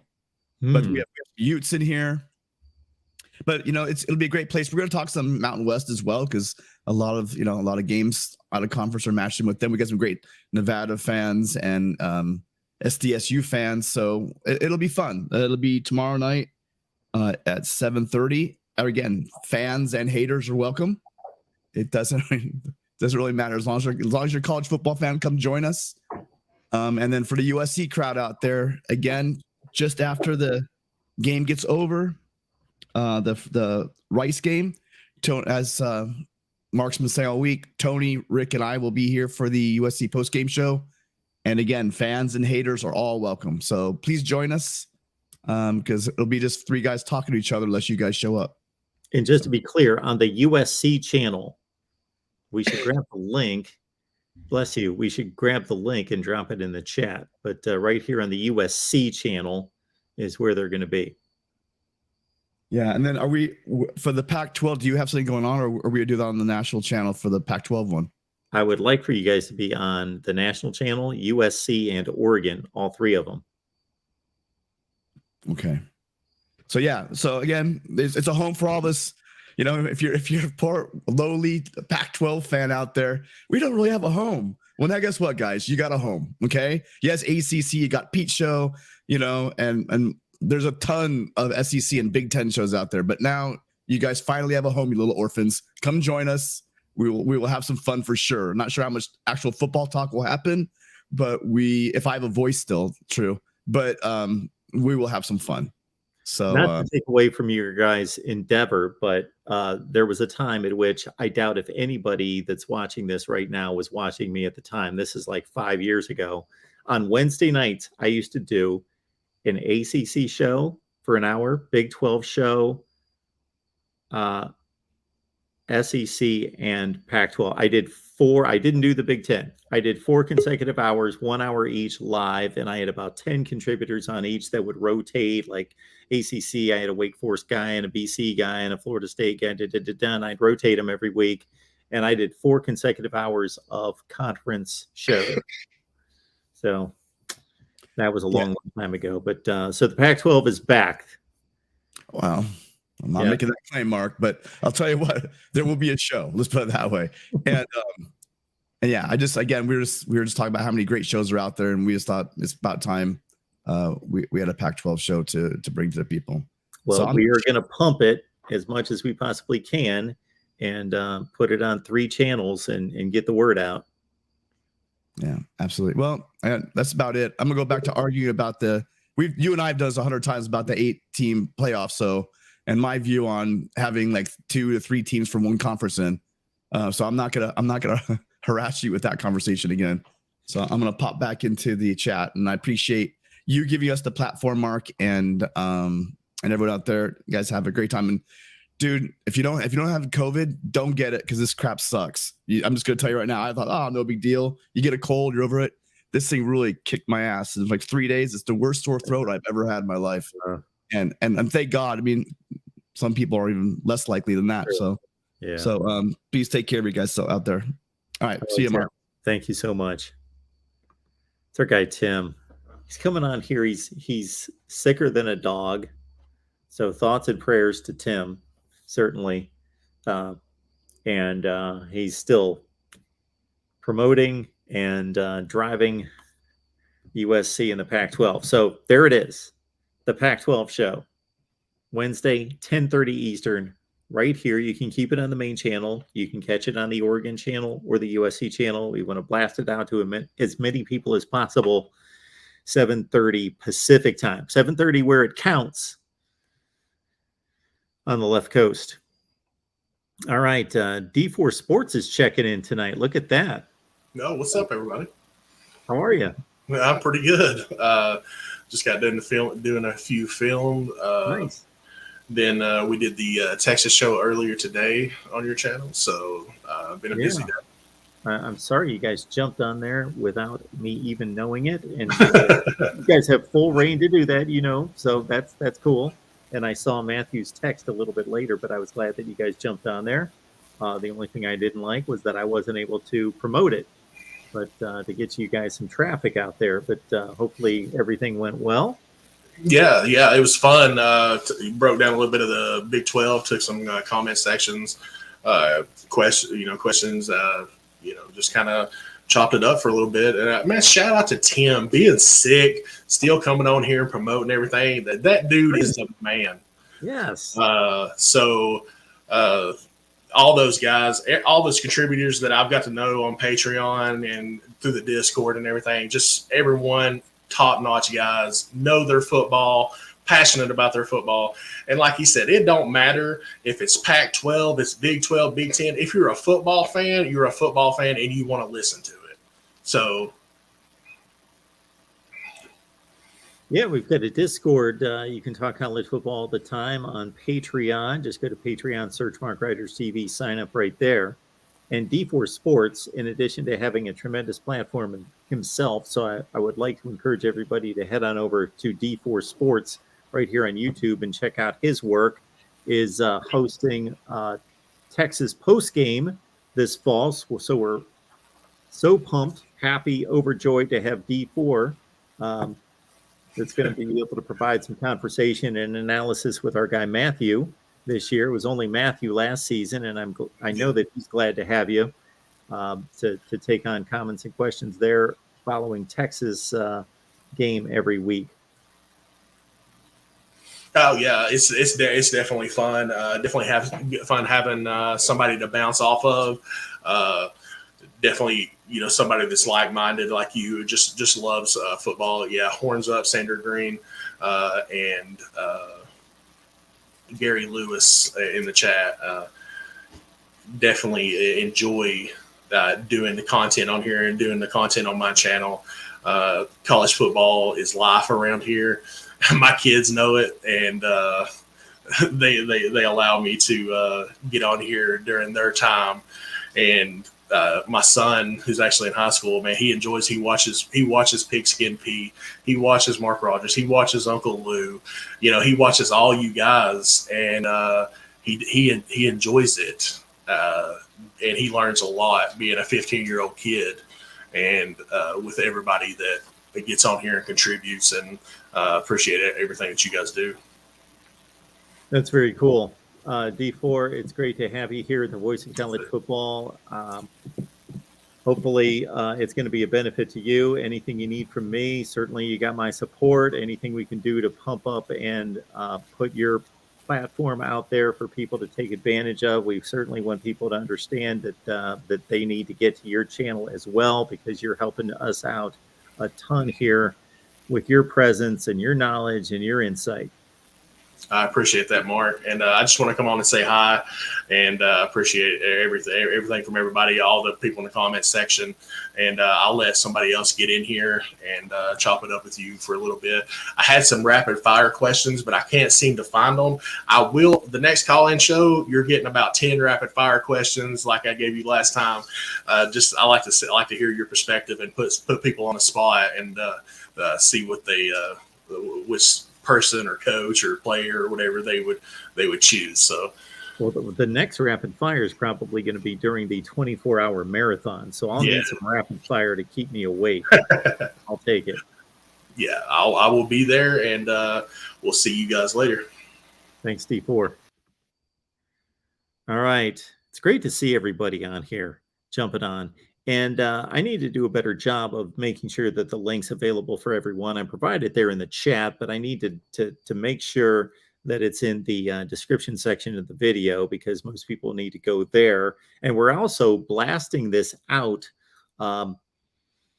again, when I have the time and when I think about it, blasting it out on a number of Facebook groups. I've joined something like probably 25 college football Facebook groups, and I should join more.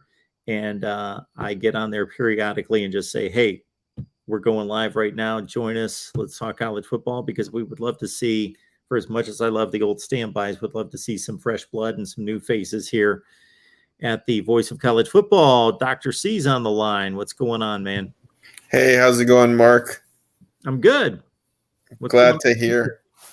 Glad to hear it, man. I seem to be sending shout outs to folks every time I call in, but we just got such a great community.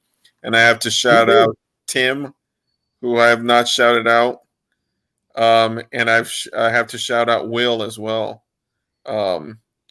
They were all part of that panel that they had, that late night college football. Yeah. And it was a panel about what, 12, 14 people? Yeah, I had it on. I was working on my Big Ten podcast, but I jumped on for the first, 20 minutes, and then I jumped off, but I had them on my phone while I was working on my first Big Ten Paradigm podcast. And it was fun. I tell you, if the day's coming, if it hasn't already arrived, when people are going to jump on here and they're going to be like, oh, Mark's on tonight. I don't know. What really surprised me is that despite the fact that there was so many people, they weren't really talking over each other.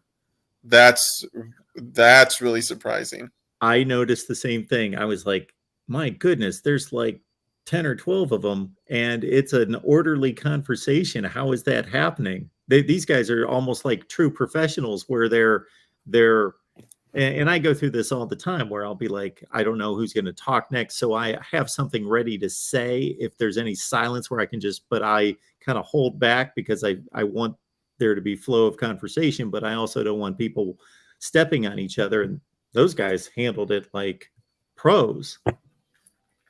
Yeah, no, they did a fantastic job. I was super impressed. And yeah, they had a pretty good crowd going there. I was really surprised for an evening. I don't think it was advertised, and it was a great crowd out there. So it was really fun to watch. So shout out to everyone that was a part of that. And talking about Tim, I know he said he went to Bosco. Shout out to Don Bosco Prep for putting a beat down on Allen, Texas. These kids in Texas have been lifting weights since they were 6 years old, and they call the Cali kids soft.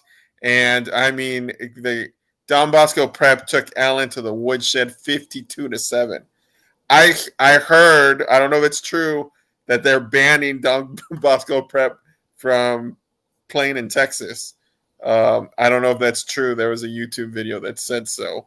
But shout out to Don Bosco Prep for reminding the world that Southern California football can play with anyone. That's pretty phenomenal. We get a high school football report and analysis in tonight. Well, I think for it's worthy of, with such a beating, it's worthy of that. But I had kind of some rapid fire questions here they go. And this is pretty much for the season. True or false? They're true or false. Utah wins the Pac-12. True. Ohio State wins the Big Ten. True. Alabama wins the SEC. True. Oklahoma wins the Big 12. True. Clemson wins the ACC. Did you catch my predictions earlier? I didn't. I was out. Okay. Well, this is answering some of your questions. To the ACC, even though Clemson's the best team in the conference, no. Really? Okay.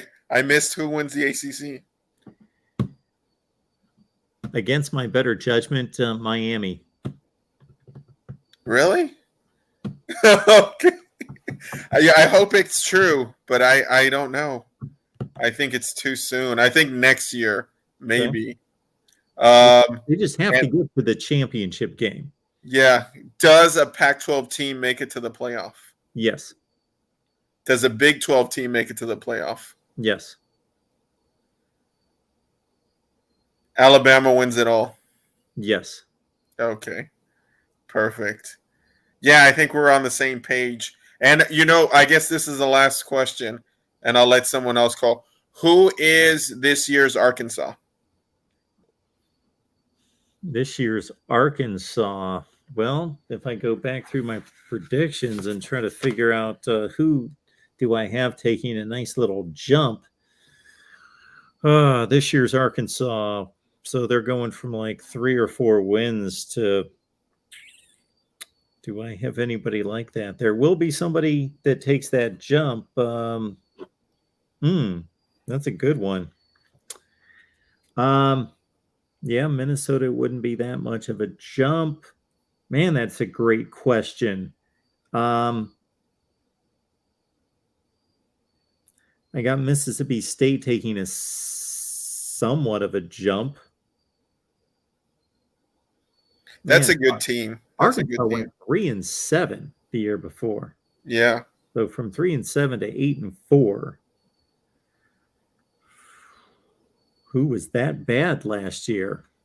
Nebraska would have been the preseason candidate, but I didn't think that they were going to do it, and they're off to a horrible start, of course.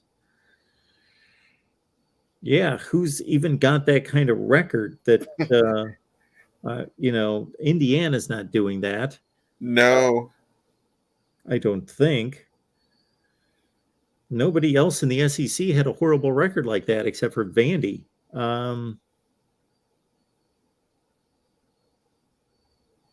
Man, there's just not that many 3-win, 4-win teams that I think could elevate like that. I don't have anybody. Maybe Texas Tech? I don't think so. No. Texas Tech went 7-6 last year. Oh, they did? Yeah. They won a bowl game. They beat Mississippi State in a bowl game. So why'd they fire the coach? They were 5-2. That is a But great it's question. Tech. It's Tech, No, I don't know who in the world is that team that won only 3 or 4 games. You're talking about like Syracuse, Georgia Tech, Duke, Kansas. TCU went 5-7 last year. I got nothing for you. Stanford, their schedule's too tough. Oh, yeah. I think, I heard that they made some changes with their admissions process because it was hurting recruiting as far as the timeline when kids get accepted. So I love the Cardinal. I really do. You have all the scientists out there making the tackles. How can you not root for scientists to be good at football? I love Roger Dodger's comment here. He wants me to go to bed. Oh, wow. He's not enjoying the show that much that he just wants me to go to bed. And he's a USC fan. Come on, guy. Yeah, he's got 3 more hours on me. And you're going 24 hours on Thursday, right? Starting from when? Somebody will be going 24 hours. I'm going to contribute about 18 or 19. Fantastic. But Roger Dodger, there are other internet options, sir. If we're not entertaining enough. Well, Roger Dodger, he's a USC fan, so I won't be too hard on him, but I'm disappointed, Roger. Anyway, Mark, hey, I love the show. Thanks for always taking my question and being so patient and sharing your expertise. I really appreciate it. And shout out to all the community. Thanks, Dr. C. Appreciate it. Right. Oh, sorry to cut you off. So yeah, I will say real quick before we bring in the next caller, between Tim and Tony and Eric and Ben and a ton of people that I'm forgetting, but those guys come to mind first and foremost because of their recent work on Discord. Jordan Bowman's in there and Will's in there. And again, I'm going to forget people, so I don't want to do that. But I am routinely, daily blown away at look at what these guys are taking off on, and that's benefiting the channel. It's benefiting what we are endeavoring to do. So it's phenomenal. All right. We are going to honor a helmet request that I saw but cannot find in the chat. Somebody wants to see Tennessee. If you want to see Tennessee, I've got a bookshelf over there that I was thinking about rearranging the room, but yeah, we want to get to a different destination here at some point soon, maybe in the next year. But it's going to be pushed back based on circumstances. So it's not going to be where I would like it to be for a while. But yeah, Jordan Bowman, Discord gang, absolutely. And Shoelace, I'm sorry I cut your super chat that I had posted on the screen, and now I can't find it. We read all the super chats. There you are. Shoelace Sooner. Mark, you are the main reason I come to this channel. Don't get it mixed up. Well, you guys can always hear from me. It's probably a breath of fresh air that you guys get to hear some other people on here every day. All right.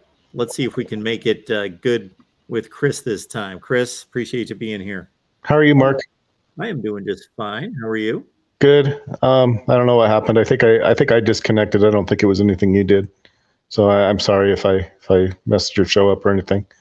I was just the question I think I was going to try to ask you, I think, was, I don't know if I'm the only one that noticed this last year, and I'm not necessarily saying that it's a pattern, but for example, I guess, and it was mostly towards, I think, the end of the year, wasn't it? When I don't know that really anybody really thought that much of Baylor until they beat Oklahoma State. Am I wrong about that? I mean, it wasn't that kind of the turning point for.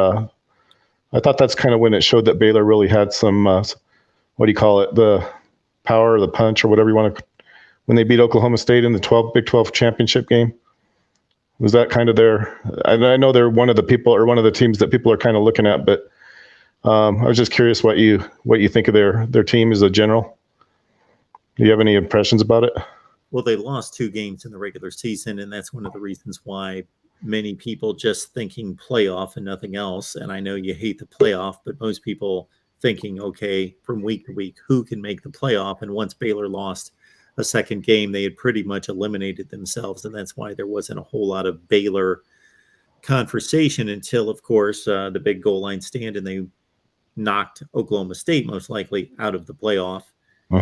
And won the Big 12 championship. Well, they have a change at quarterback where Blake Shapen played significant time and in important games and in meaningful spots last year, and he is the starting quarterback, and the former starting quarterback transferred to South Florida.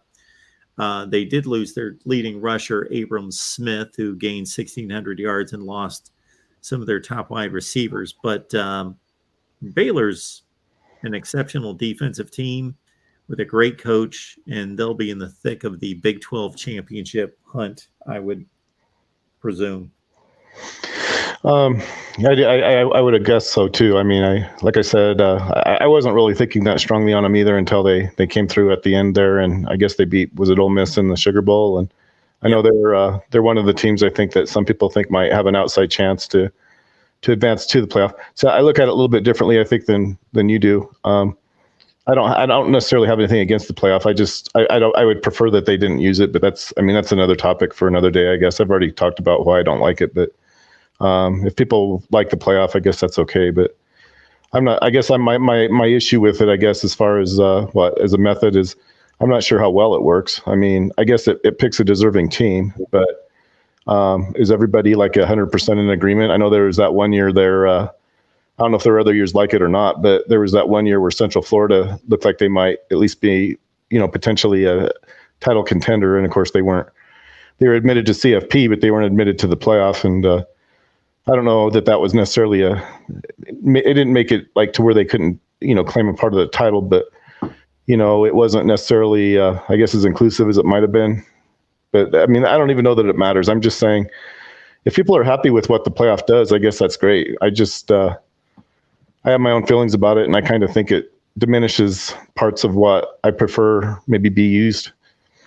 I don't know that it necessarily makes it more interesting. I mean, it might make it more interesting for some people, but I think last year we could have maybe just paired, I don't know what the process would have been to do it, but I might have just paired Alabama and Georgia together and said, hey, let's, and I know that's kind of like looking back with like, well, how would I know who to pair together? But that's what I might have done anyway. And to me, that's just as good as having a playoff. But I guess if it works, I guess you can't say there's anything wrong with it. I think it works okay. Well, I just think that there's a component in American sports and in the American sports fan that they want to see the best teams play each other to determine the championship. Mm-hmm. Yeah, and I'm not against that. That's not something I'm against that at all. No, I think that's the way it ought to be. And I've referred to like years, I guess, when probably people get sick of hearing about it, but the reality is, I guess, whether people want to like it or don't like it or whatever, but in 1984, really what BYU had to do was wait to play UCLA, and then when they finally did play them, UCLA actually beat them. So there's a point against already. There's an argument to be made that, maybe BYU didn't deserve the championship, even though they went undefeated and, they didn't beat. I call it the belt. It really isn't.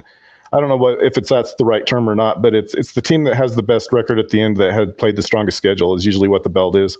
Time out, Chris. Time out. In 1984, BYU did what? Waited to play UCLA and lost to UCLA? The following season. The following season. Yes, this is what I'm pointing out. What's that have to do with the current season? Well, it doesn't. Excuse me. I'm not trying to promote this thing. I mean, people don't seem to really like it, but there is such a thing that it's called the Collennial Belt or something like that. And I don't know how much merit it really has. In 1983, Miami, Florida was the belt champion. I mean, that's one example. In 1990, Colorado was the belt champion, for example. I mean, it's kind of like it's almost always the disputed part of it. If there's like a dispute, there's almost always the belt champion almost always is included. And maybe yeah. I mean, and there's other seasons kind of like that where I can't remember, for example, in 1997, but I think it might have entered into it that year too. In 1996, for example, BYU actually was a belt champion. I know people probably don't really care, but I mean, it's still kind of a fact though. I mean, BYU was I think our disconnect here is, okay, I understand the concept of the belt champion. It basically is taken from the boxing world. Sure. Okay. So I don't think there's anything wrong with it. I just don't think it matters. I don't think there's anything wrong with having this concept that the champion, whomever that is, the next team that beats them takes the belt, the next team that beats them takes the belt, and it's passed along. But this has no validity in determining who is the champion for that season. Well, I guess I have to disagree with you on that, Mark, because like I said, in 1983, it was Miami, Florida. I mean, it probably wasn't mentioned as being.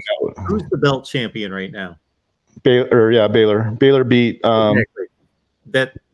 Exactly. Should Baylor be a champion right now of anything? I don't know. But, no, they should not be. They lost 2 games last season. They are not the national champion. Mm-hmm. Well, they claimed it, I think, by beating Ole Miss, and Ole Miss beat Texas A&M, and Texas A&M beat Alabama. Exactly. You know what? We were in a conversation. I don't know if it was with you. I believe it was. And I devised the same line of thinking. And I had Northern Arizona defeating Ohio State last year. You did? Yes. Well, no, you're but there's degrees of separation, Mark. I mean, you're not just going to get away with that by saying that, because how many degrees of separation? Doing the same thing you're doing. No, you're not. I am. No, you're not. I absolutely am. The belt champion is a gimmick, and that's fine. People are interested in it. I don't know anyone else on planet Earth that's interested in it but you. But if there are people interested in it, that's fine. It's a gimmick. It's not real. It's not valid. You could be the worst team on the planet, and if you beat the national champion, or if you beat the team that beat the team that beat the team that beat the team that beat the team that beat the team that beat the team that beat the national champion, you're the belt champion. It proves nothing. It proves that you won a game on a given week.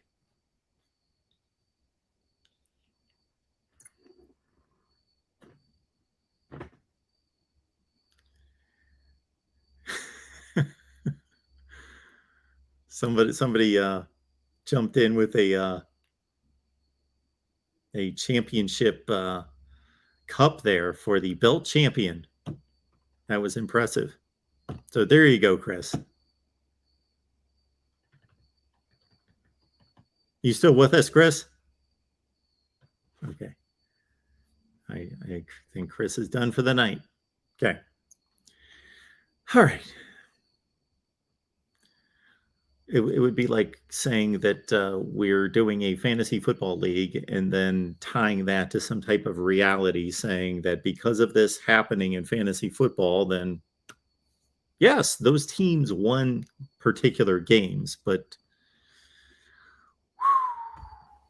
welcome into the voice of college football. Jeffrey, how you doing? Doing good. What's going on tonight?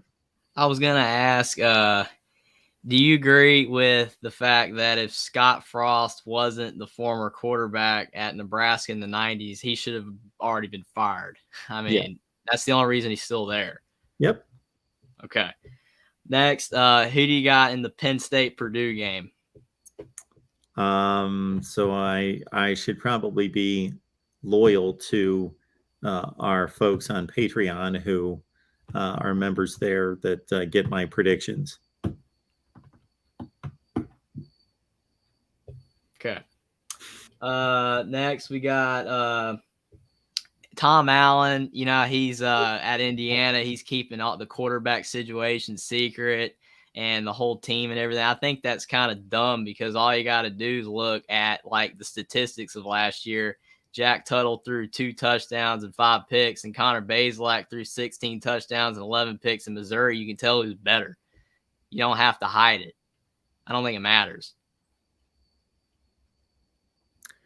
I can understand your line of thinking. I certainly thought that once Connor Bazelak transferred to Indiana that he was going to be the starting quarterback, but just because one guy had a pretty poor season for a bad football team, they went from being a preseason top 25 team that played pretty well, decent against a few opponents early, and then they just, I think it was half injuries, and then it was half Michael Penix's injury, and then it was also there was a component there where I think teams that have some expectation and some ability, if they hit a wall and they've lost the season, then you can't even judge the final results of the season because they're gone. They're mentally out. And I'm not saying that they didn't try, but that doesn't mean that they can't have a competition between Jack Tuttle and Connor Bazelak to determine the starter. I agree. I just think that everybody more than likely knows who it is. I mean, in most quarterback competitions, you already know. Most of the time, even if it's a battle, you usually do know. But because I watched Indiana all last year, every single game, and Jack Tuttle did not play good. And I haven't actually seen Bazelak at all, but Missouri did make a bowl game. So I just figured that it's pretty obvious, but I see what you're saying as well. I mean, it makes sense to give both guys, to compete and make them both better. But I just think it's kind of pointless. Well, I also think what you're doing to a team that I'm sure Tom Allen and any coach doesn't want to do is when there's a guy like Jack Tuttle, and let's just assume we don't know what goes on in the weight room and in the locker room and at practice, but let's assume that Jack Tuttle does everything right. I'm not talking about on the field, but he's a good guy that works hard. He's a leader. He does his best. Well, I don't think it's a good message to the team to say we went and got this transfer quarterback from Missouri that nobody knows. He hasn't proven anything here, and we're just giving him the job versus a guy that's been here, put in the sweat equity. He's one of your guys, one of your favorites. He's a guy that's been in the locker room lifting weights with all of you, doing all the stuff that needs to be done, and we're just handing the job to somebody else that you don't know. He's got to come in here and win the job. I agree with that. It's interesting. I agree to an extent on that. Who do you think is going to be the worst Big Ten team? I think it's Rutgers. Yeah, hopefully it's Rutgers, so it won't be Indiana. But yeah, I'm, I I'm thought it was keep- gonna be Northwestern, but it ain't gonna be Northwestern. well, they are far from having the worst coach in the Big Ten at Northwestern, so he kind of keeps them afloat. It's like I saw a comment one time on another show. Someone said that if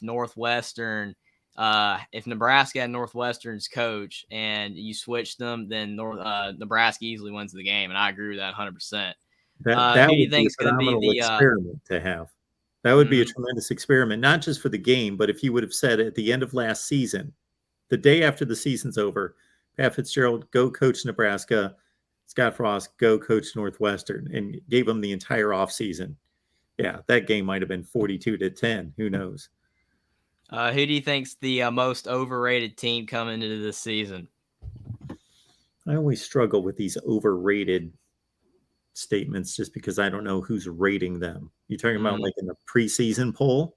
Yeah, the preseason AP poll. Probably Texas A&M. I agree. And the last question I have is Michigan was unranked to start the season, and they made the college football playoff.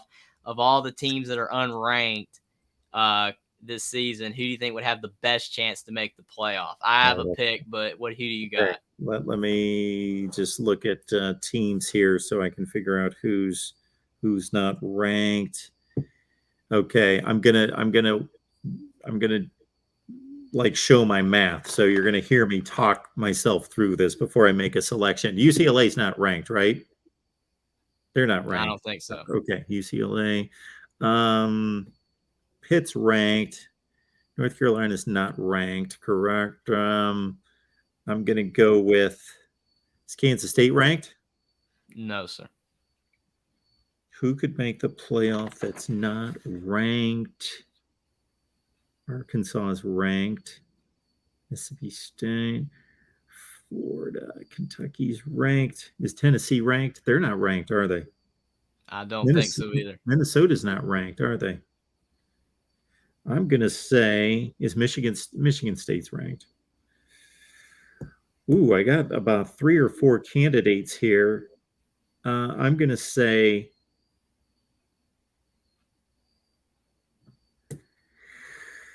UCLA. UCLA is a pretty decent pick. I thought Penn State as well. Penn State's possible if they went 11-1. Sure. I'm going UCLA because of the schedule. I don't think they're better than the teams I just mentioned. And I skipped over Penn State. Yeah, I got Penn State going 9-3. Texas too. Texas isn't ranked either. They're right? not? Are they not ranked? Is that in the coaches poll? They were like 18 in the one poll because somebody ranked them number 1. Yeah, I couldn't remember, but yeah, UCLA is a pretty good pick. But yeah, it's just interesting because Michigan came out of nowhere, but it just goes to show that anybody can do it. That would be great. Yeah, I don't know if you're like this, but I kind of get locked into, I got to break the walls down outside the box because I get locked into, okay, who's ranked? Those are the best teams. And you're right. Look at all the top 10 teams that don't make it at the end of the year in the top 10, and look at Michigan going all the way from unranked to the playoff. I'm trying to think if anybody else has made that. I know that they're the first one to go from unranked preseason to the playoff, but I'm trying to think if anybody else has been low ranked that's made that kind of climb.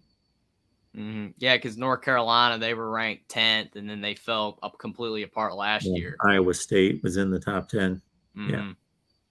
Yeah, I hope Iowa State rebounds. I like them too, the coach, but they've kind of fallen apart as well lately since the good season they had. But that's all I got from me. That's all the questions I had written down. I actually wrote questions down this time. Usually That's I just awesome. come up with stuff. Love that. Love that. Well, thanks for having me on. Appreciate you being here. All right. Tony's hanging out with us tonight. Look at this. Let's class up the joint a little bit here. Tony, Hey, how Mark. are you? Good. How are you? I'm good. Hey, I just wanted to chime in real quick and thank everybody for coming out the other night, and just remind everybody we're going to have our Pac-12 show this week. It's going to be a lot of fun.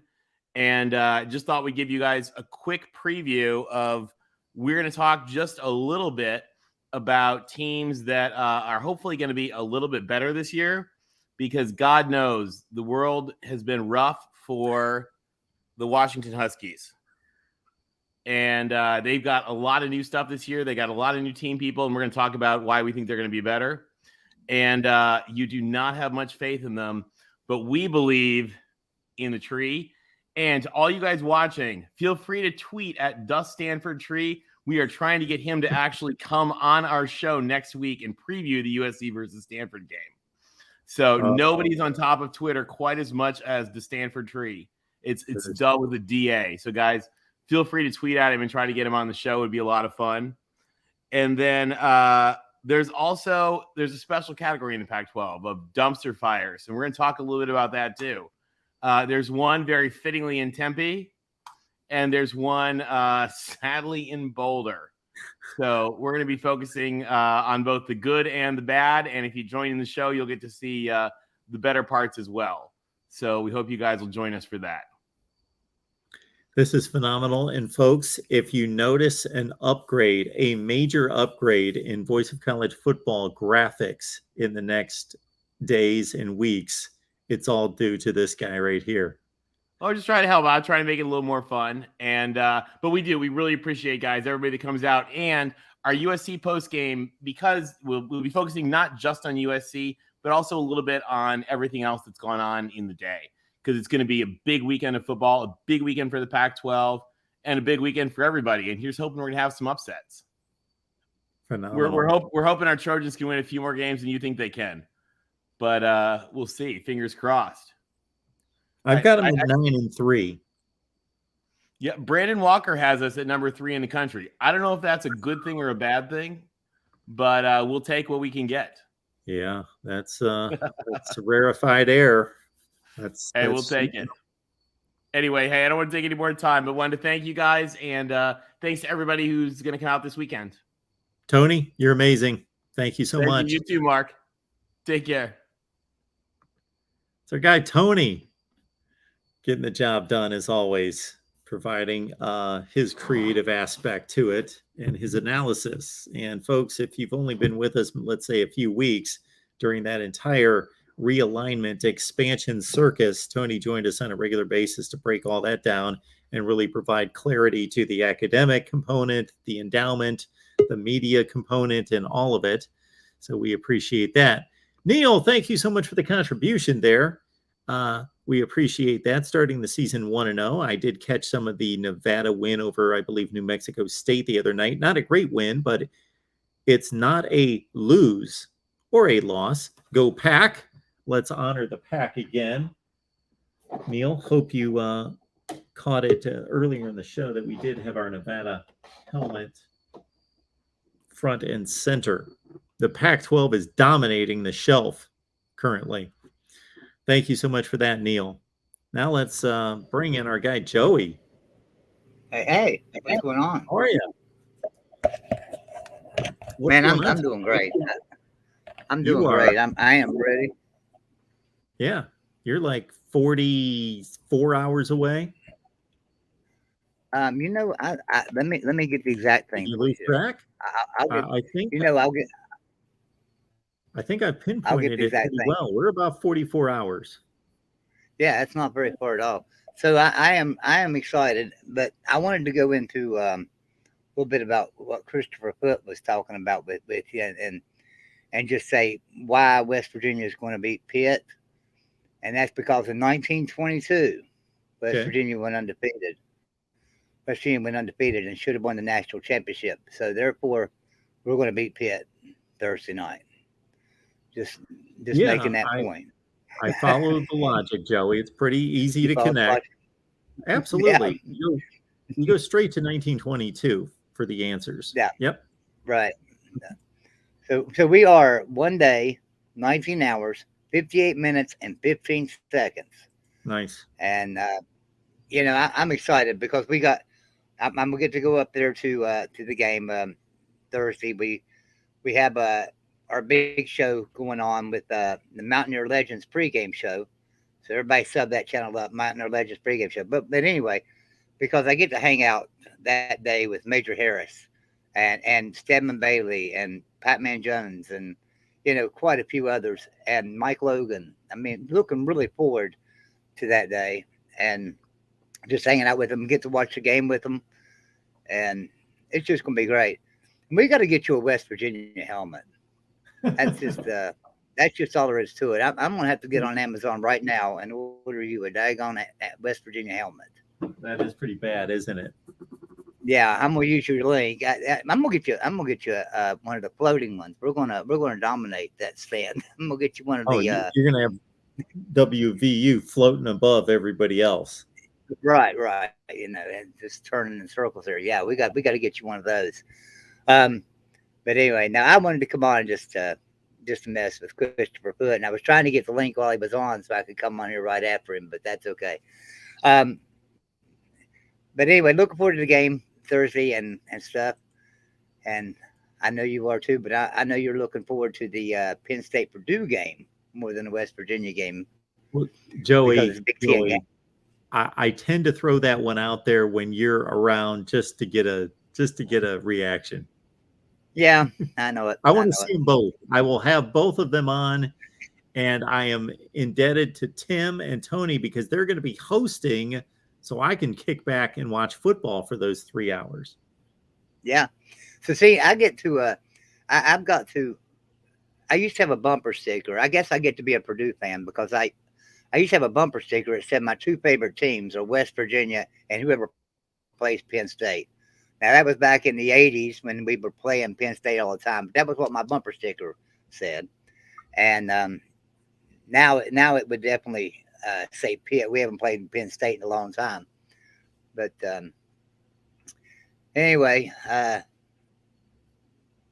looking forward to the games. Is there a particular game on Saturday that you're looking forward to more than any other? Well, I mean, I know the Ohio State game. Don't get besides Ohio State, because Ohio State Notre Dame's good. You know what game I think is going to be the best game of the day? I think is going to be Utah and Florida.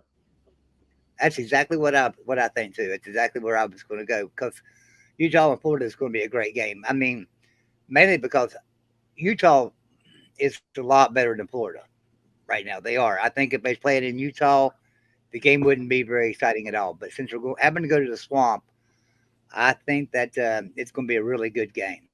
I still think Utah wins the game. But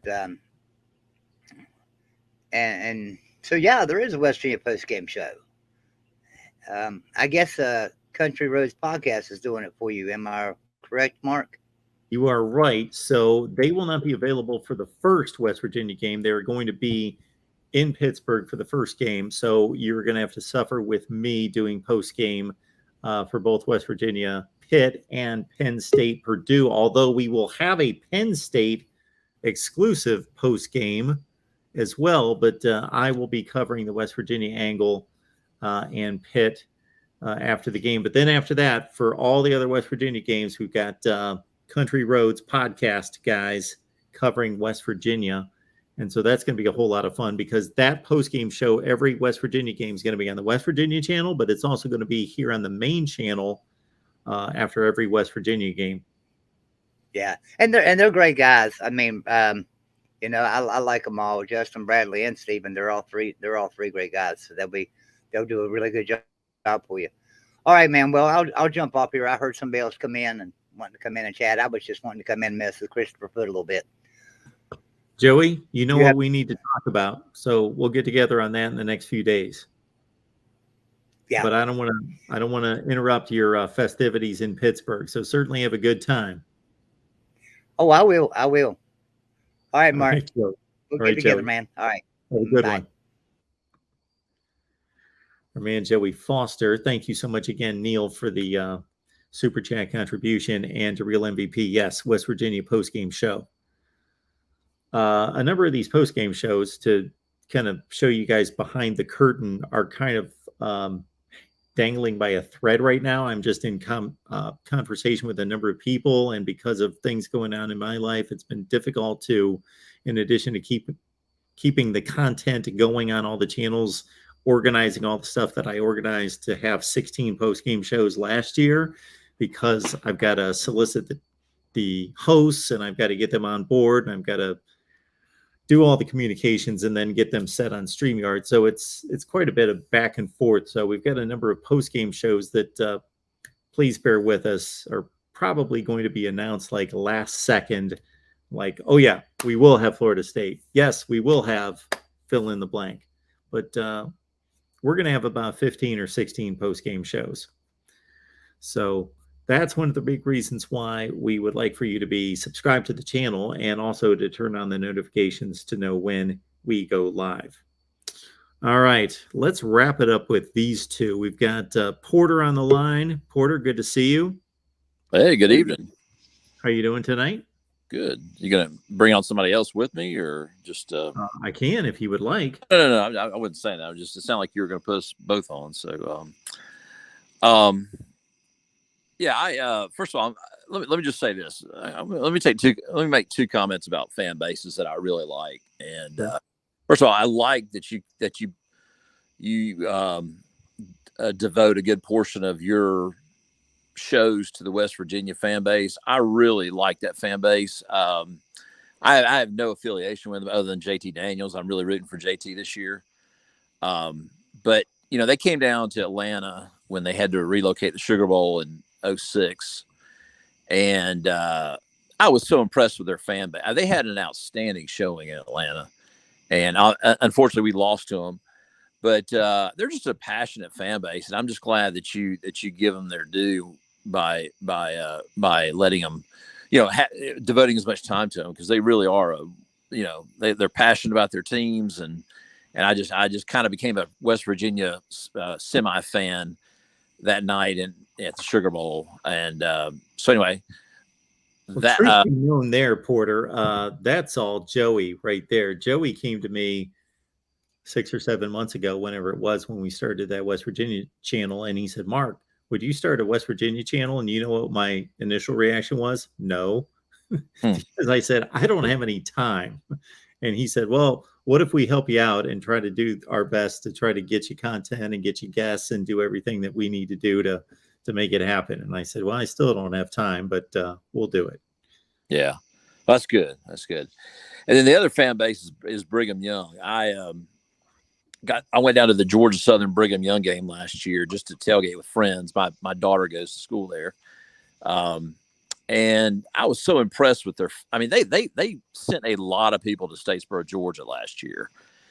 And it just seems like on this forum, in the chat and elsewhere, that Brigham Young is kind of a whipping boy for everybody on here. And I don't quite understand it.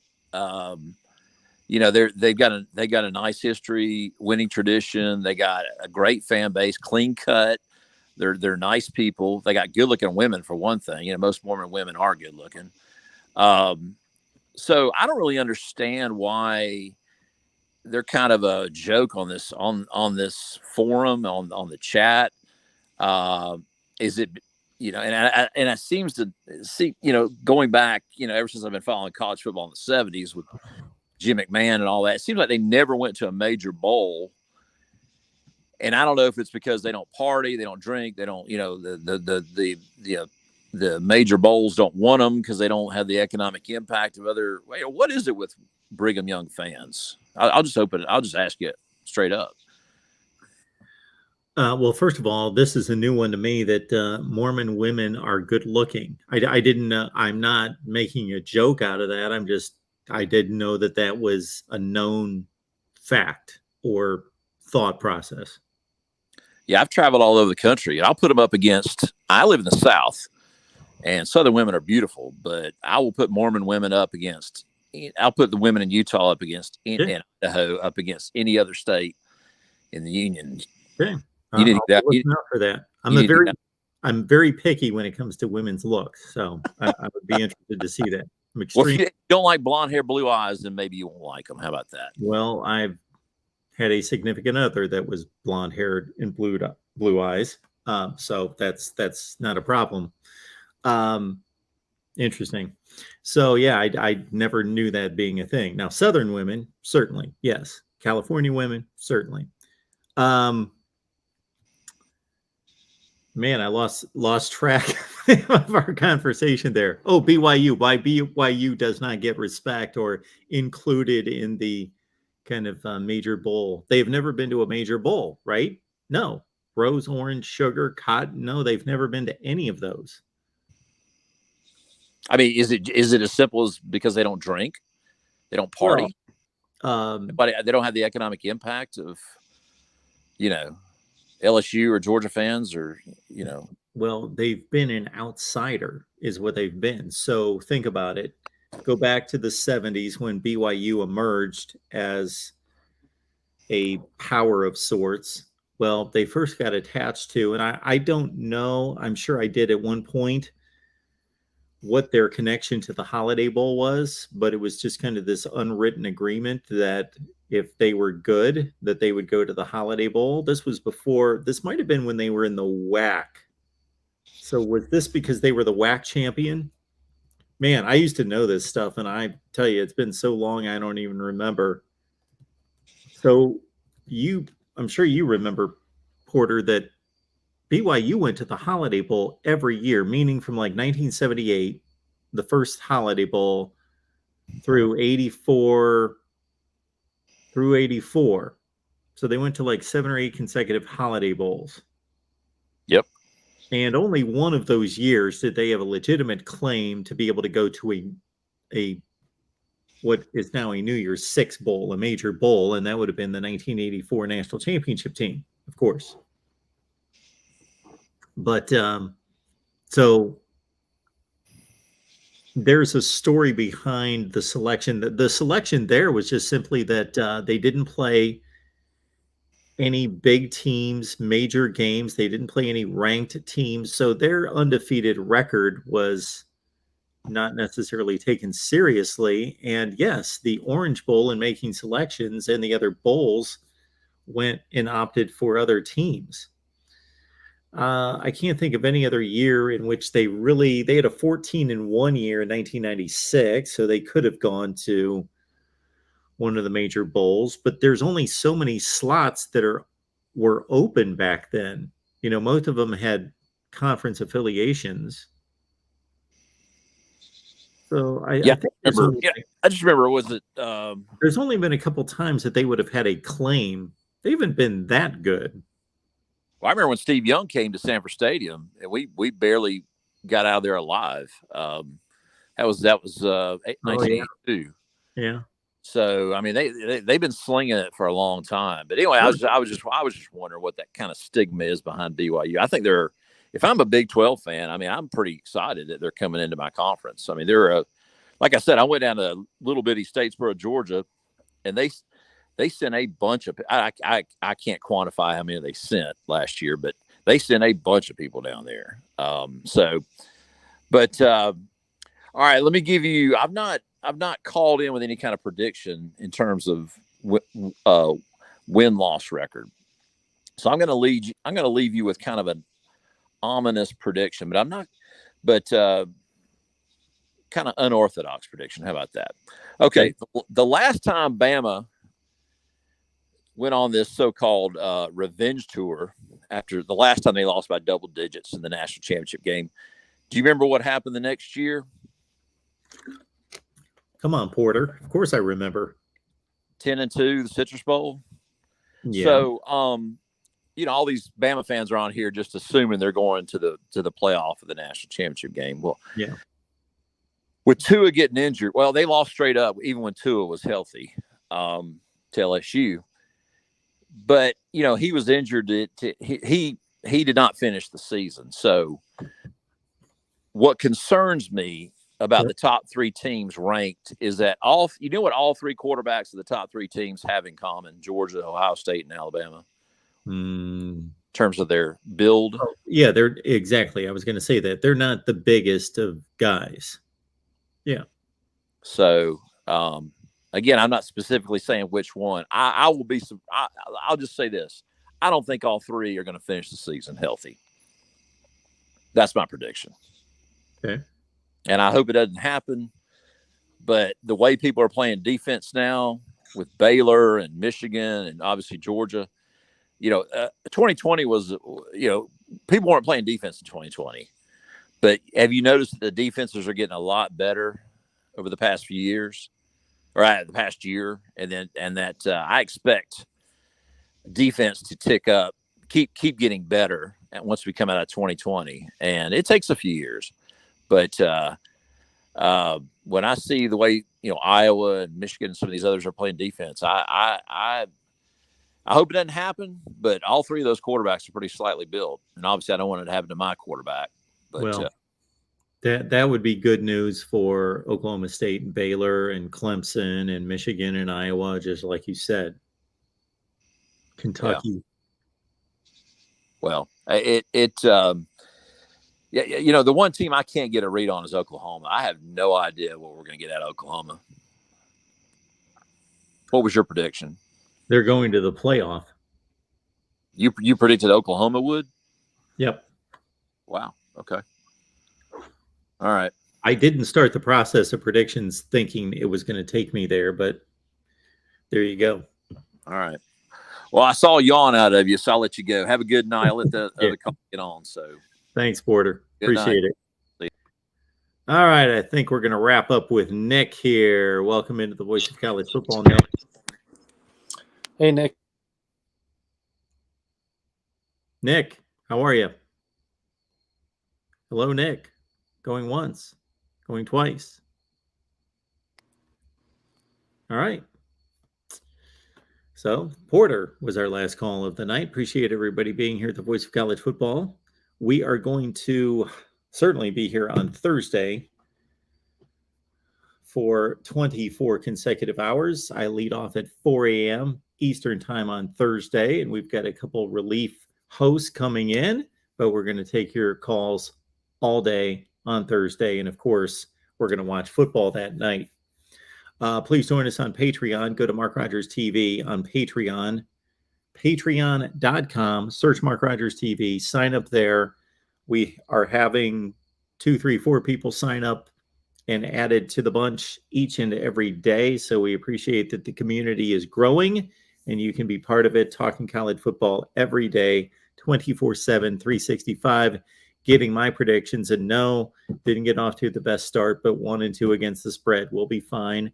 We will predict most of them right against the spread and straight up, as we have for the last 40 years. So I'm not worried about it.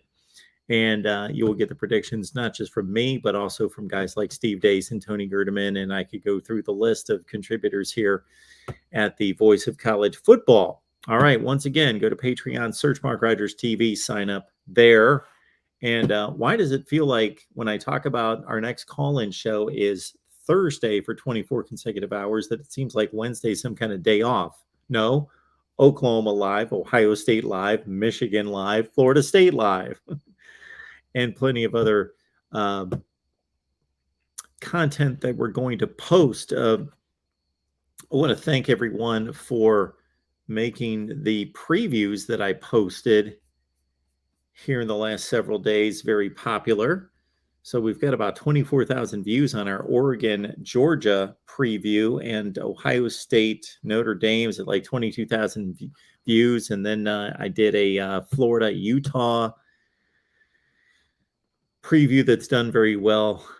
So maybe I should just do more previews for week 1. I guess next up would be Arkansas, Cincinnati. Do a preview on that game. Do we have any requests? I'm not talking too well after 8 or 9 hours. Shoot, 8 or 9 hours. We've been going for about pushing 10 hours. I've been sitting here. So any requests for, my voice is about shot, Charles. Any requests for, Donovan wants a special Auburn Mercer preview. Anybody else? Week 1 previews. We've got, again, Ohio State, Notre Dame, check it out. Oregon, Georgia, check it out. And Florida, Utah, check it out. And we did a live stream on Cincinnati, Arkansas the other day. Boise and Oregon State. That's an interesting one. Maybe we'll take that one on. That's going to be a great game. I look forward to that one. Unfortunately, I'm going to be sitting here talking to all of you, and I'm going to be watching it on the big screen right there. All right, everyone. Appreciate you being here at the Voice of College Football. Lock it in with everything that you need to do. Like the videos, subscribe, check us out on Discord, go to Patreon, search MarkRogersTV, sign up there. See you. Next show is Oklahoma Live, 12:30 Eastern on Wednesday. See you then.